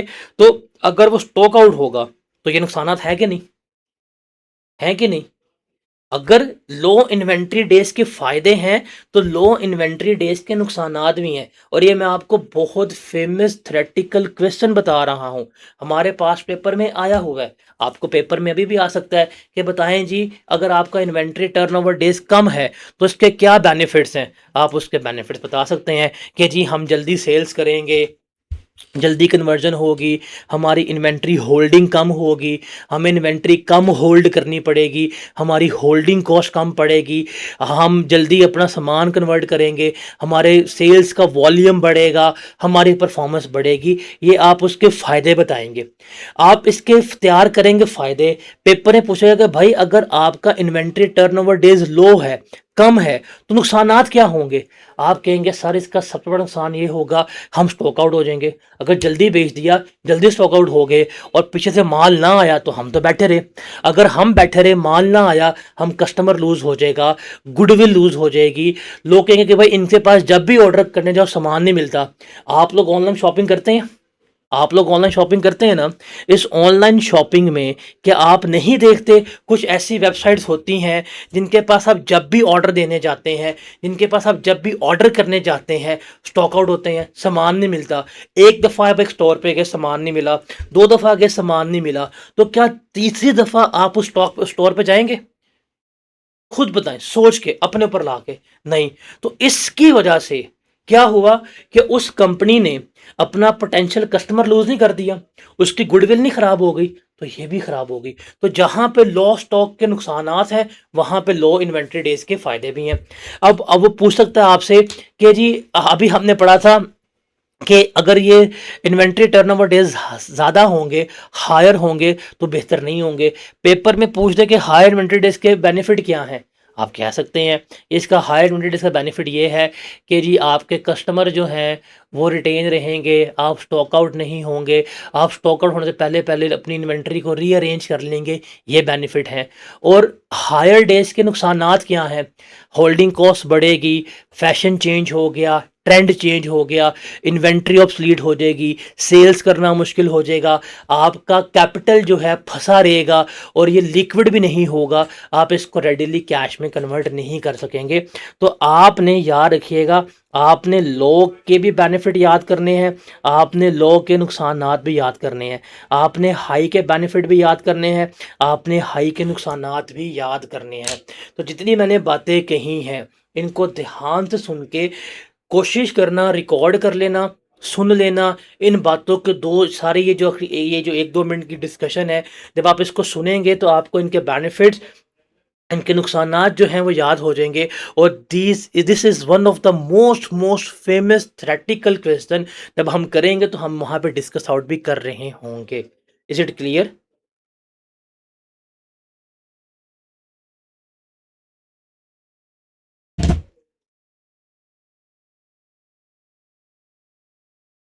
उसके बाद हरी हमारे पास आगे चलते हैं। आगे हम बात करते हैं डेटर टर्नओवर रेशो और डेटर टर्नओवर डेज। क्या? Debtor turnover ratio, debtor turnover days. Debtor turnover ratio का फॉर्मूला क्या होगा? नेट क्रेडिट सेल्स, सिर्फ क्रेडिट्स हैं, ये याद रखिएगा।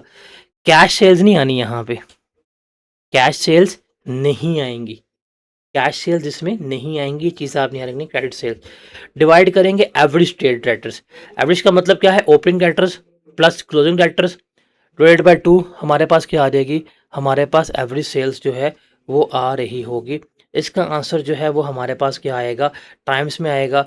जितनी हायर होगी उतना ही क्या होगा हमारे लिए बेटर होगा। कंपैरिजन जो है वो हम इसमें क्या करेंगे? इंडस्ट्री से और पास से करेंगे। इसका मतलब क्या है कि जो डेटर्स हैं, आप डेटर्स को कितने टाइम्स जो है वो क्या करते हैं? कैश में कन्वर्ट कर रहे होते हैं। आप डेटर्स को कितने टाइम जो है वो क्या करते हैं? वो हम कैश में कन्वर्ट कर रहे होते हैं। हम डेटर्स को कितने टाइम जो है वो क्या कर रहे हैं? वो हम कैश में कन्वर्ट कर रहे हैं, वो इसमें आ रहा होता है। और डेटर टर्नओवर डेज की बात करें तो कितने दिनों में कैश आ रहा है? फॉर्मूला क्या होगा? Average stage debtors divided by net credit sales multiply by 365। मतलब कितने दिनों में हम पैसा जो है वो क्या करेंगे? हम यहाँ पे लेके आएंगे। तो मुझे खुद बताएं, आप उधार पे सामान बेचते हैं, पैसा जल्दी लेना चाहिए कि पैसा देर से? एक बंदा जो है, कंपनी ए, वो 20 दिनों में पैसा कलेक्ट कर रही है, कंपनी सी जो है वो 30 दिनों में पैसा कलेक्ट कर रही है, तो ज़्यादा बेहतर कौन सी है? आप जिनको उधार पे सामान बेच रहे हैं उनसे जल्दी पैसा लेना चाहिए या उनसे देर से पैसा लेना चाहिए? आप कहेंगे जल्दी, आप ये कहेंगे जल्दी। जितनी जल्दी पैसा रिकवर हो जाए उतना हमारे लिए क्या है? बेहतर है। फिर इसका लॉ के भी वो आपसे बेनिफिट पूछेगा, वो लॉ के भी नुकसानात पूछेगा, वो आपसे हाई के भी बेनिफिट पूछेगा, वो आपसे हाई के भी क्या करेगा, नुकसानात जो है पूछेगा। अब लो के बेनिफिट्स क्या हैं?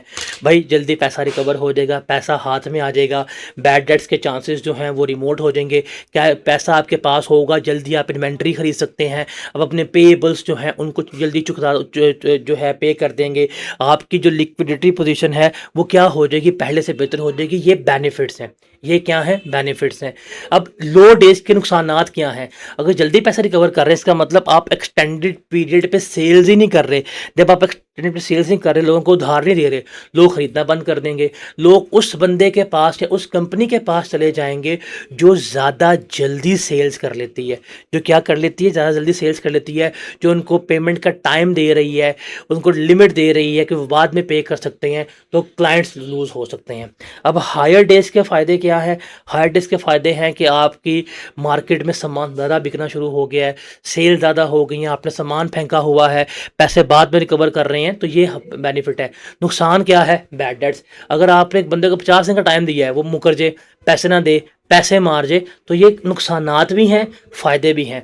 कुछ लॉ के फ़ायदे हैं, कुछ लॉ के नुकसानात हैं, कुछ हाई के फ़ायदे हैं, कुछ हाई के नुकसानात हैं। तो ये आपने बेनिफिट्स नुकसानात दोनों के याद रखने हैं, डेटर टर्नओवर डेज के भी, इन्वेंट्री टर्नओवर डेज के भी।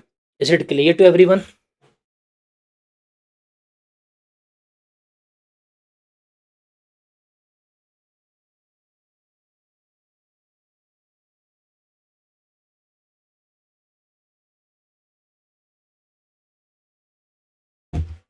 तो एक उसमें शेल में नहीं बंद हो जाना कि जी लो ही बेहतर होता है ना।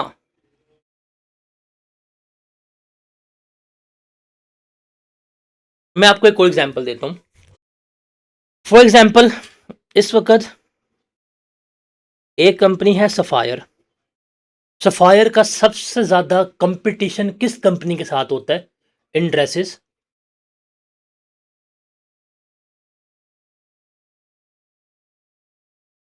बताएं। वतीन। सफायर का सबसे ज्यादा कंपटीशन किसके साथ है?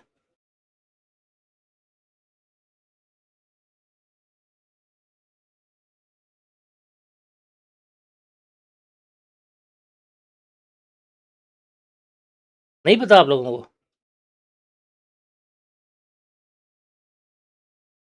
हार्डी के साथ है।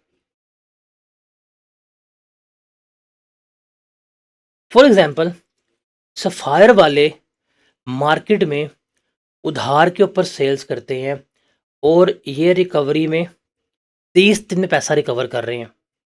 और खाड़ी वाले आए, वो भी उधार पे सेल्स करें, ऑलमोस्ट सेम प्राइसेस है, और ये अगर 45 दिन में पैसा रिकवर करना शुरू कर गए हैं, तो अगर ये फ़र्क पड़ जाए, तो आपके ख्याल से क्या खाड़ी बहुत जल्दी कस्टमर को रिप्लेस नहीं कर देगा सफायर के? कर जाएगा ना? दुकानदार कहेंगे यार वो हमें उधार पे सामान दे के जा रहा है, वो कहता है 45 दिन में पैसे दे दो, ये कहते हैं भाई पैसे दो 30 दिन में। तो दुकानदार बताएं किसका सामान प्रेफर करेगा? दुकानदार इसका सामान प्रेफर करेगा, दुकानदार इसका सामान बेचेगा। तो ये बड़ा क्रूशल होता है। हमेशा लो इज नो बेटर, हमेशा हाई इज नॉट वर्स। तो आपने अपनी पॉलिसी डिसाइड करनी है। कैसे डिसाइड होगी? आप इंडस्ट्री को देखेंगे, आप अपने कंपिटिटर्स को देखेंगे, आप अपना मार्केट एनालिसिस करेंगे, उसकी बेसिस पे आप डिसाइड करेंगे कि आपने क्या रखना है और क्या नहीं रखना। Got it?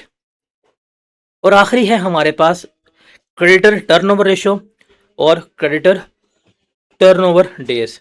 इसको हम देखते हैं। क्रेडिट टर्नओवर रेशो का मतलब क्या, फॉर्मूला क्या है?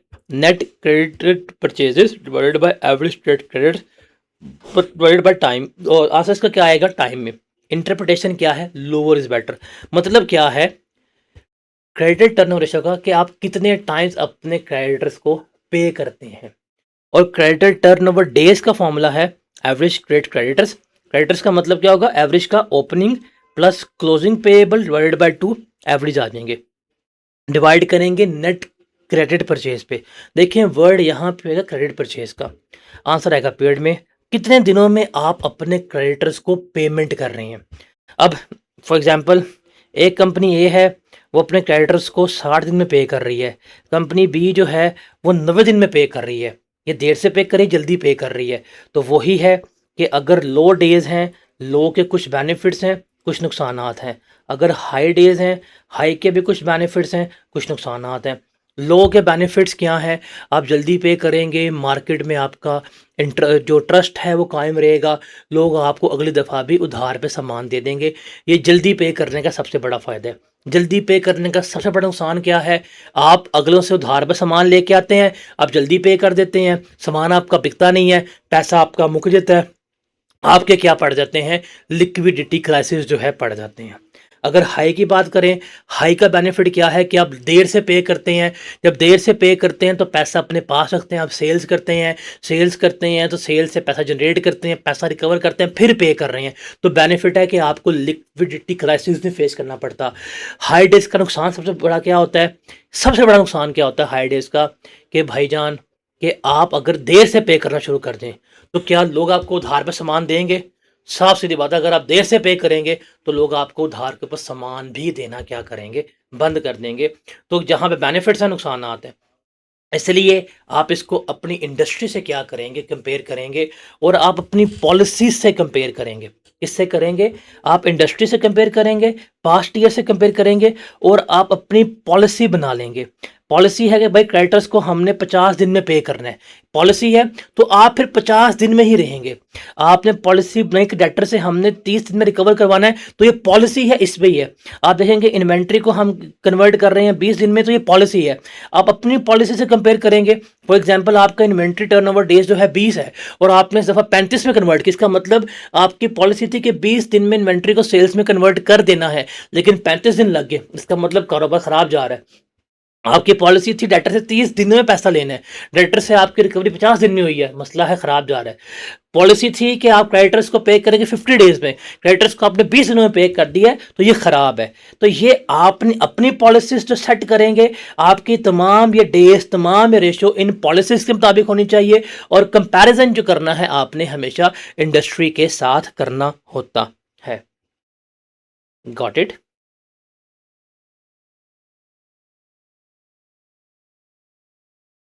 उसके बाद हमारे पास एंड पे आता है, डेट इज़ बिजनेस साइकिल। इसको हम कैश साइकिल्स भी कहते हैं। इसका मतलब है कि एक हमारा साइकिल बिजनेस का कितनी जल्दी कंप्लीट होता है। तो क्या फॉर्मूला होगा? इन्वेंट्री डेज जो हमने निकाले कि कितने दिनों में इन्वेंट्री को हम कन्वर्ट करते हैं, फॉर एग्जांपल 40। डेटर डेज, हम कितनी दिनों में सेल्स जो उधार पे करते हैं, पैसा रिकवर करते हैं, फॉर एग्जांपल ये था 30। हम क्रेडिटर्स को कितने दिनों में पे करते हैं, फॉर एग्जांपल ये था 10। तो आपके पास आ जाएगा कि भाई inventory days, debtor days, months credit days. तो आपके पास आएगा पीरियड के आपका एक साइकिल। मतलब उधार पे सामान लेके आपने सामान उधार पे लिया, सामान से सेल्स की, क्रेडिटर पे गया, रिकवरी हुई, ये पूरा एक साइकिल जो है वो कितने दिन में पूरा हो रहा है? 60 दिनों में पूरा हो रहा है। तो ये आपका बिजनेस साइकिल कहलाता है कि उधार पे सामान लेके, क्या, उधार पे क्रेडिटर से सामान लेके वापस क्रेडिटर को पेमेंट करनी, सामान लिया, सेल्स की, डेटर बनाए, रिकवरी की, वो पूरा साइकिल जो है वो कितने दिनों में कंप्लीट हो रहा है? 60 दिनों में कंप्लीट हो रहा है। तो साइकिल जितनी जल्दी कंप्लीट हो उतना हमारे लिए बेहतर है, उतना हमारे लिए वर्किंग जो है कैपिटल बेहतर चल रहा होता है। तो ये हमारे लिए बड़ा इंपॉर्टेंट है। बिजनेस पॉलिसीज के मुताबिक होना चाहिए। जितनी जल्दी साइकिल कंप्लीट हो उतना ही हमारे लिए क्या है, ये बेनिफिशियल है और हम उसके मुताबिक ही लेकर चल रहे होते हैं। क्लियर है ये?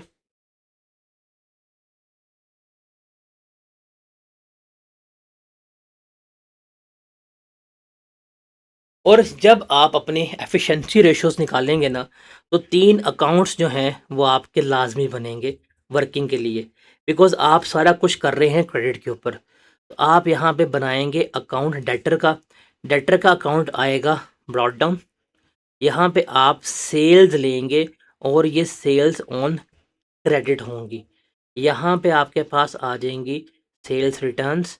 यहाँ पे आपने जो बैंक्स में पेमेंट मिली होगी, यहाँ पे जो आपने बैड डेट्स राइट ऑफ किए होंगे, वो करेंगे, क्लोजिंग बैलेंस आ जाएगा।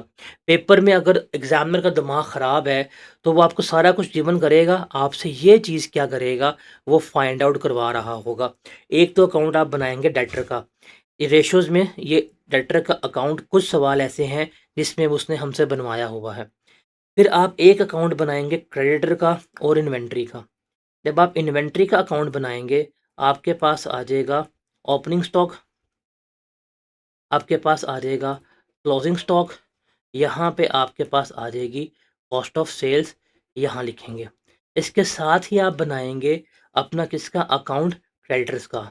यहाँ पे आ जाएगा आपके पास ओपनिंग क्रेडिटर्स, यहाँ पे आ जाएगा क्लोजिंग क्रेडिटर्स, यहाँ पे जो आपने उनको पेमेंट की है वो आ जाएगा। तो यहाँ पे आपके पास आ जाएगी परचेज़ेज़। ये परचेज़ेज़ होंगी उधार की। यहाँ पे जाके आप लिखेंगे परचेज़ेज़ की अमाउंट, तो आपके पास कॉस्ट ऑफ सेल्स भी आ जाएँगी।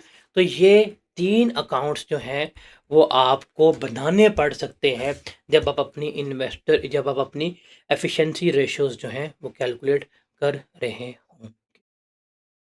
Got it? इसके साथ अगर हम देखें, तो हमने कहा था कि प्रॉफिटेबिलिटी रेशियोज़ हमारी कंप्लीट हो गई हैं, वर्किंग कैपिटल रेशियोज़ हमारी कंप्लीट हो गई, लिक्विडिटी रेशियोज़ हमारी कंप्लीट हो गई, डेट रेशियोज़ कंप्लीट करी। हमने इसकी कंप्लीट लॉजिकल डिस्कशन की है। मैंने आपको हर रेशो बड़ी तफ़सील में लॉजिकली समझाई है। न्यूमरेटर, डिनोमिनेटर, रीज़निंग, लॉजिक्स क्या है, क्या नहीं है, और आप यकीन मानें ये एक आइकॉनिक लेक्चर है। ये वीडियोज़ जो हैं ये one of the best videos आप कह सकते हैं।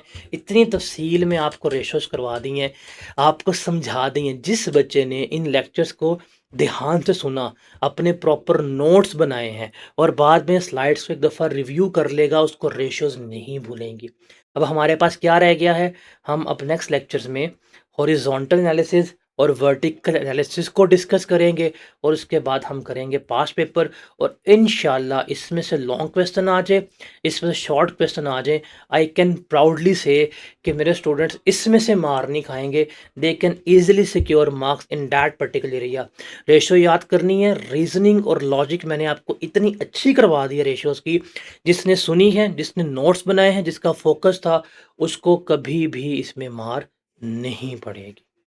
अब हम चलेंगे आगे हॉरिजॉन्टल और वर्टिकल एनालिसिस में।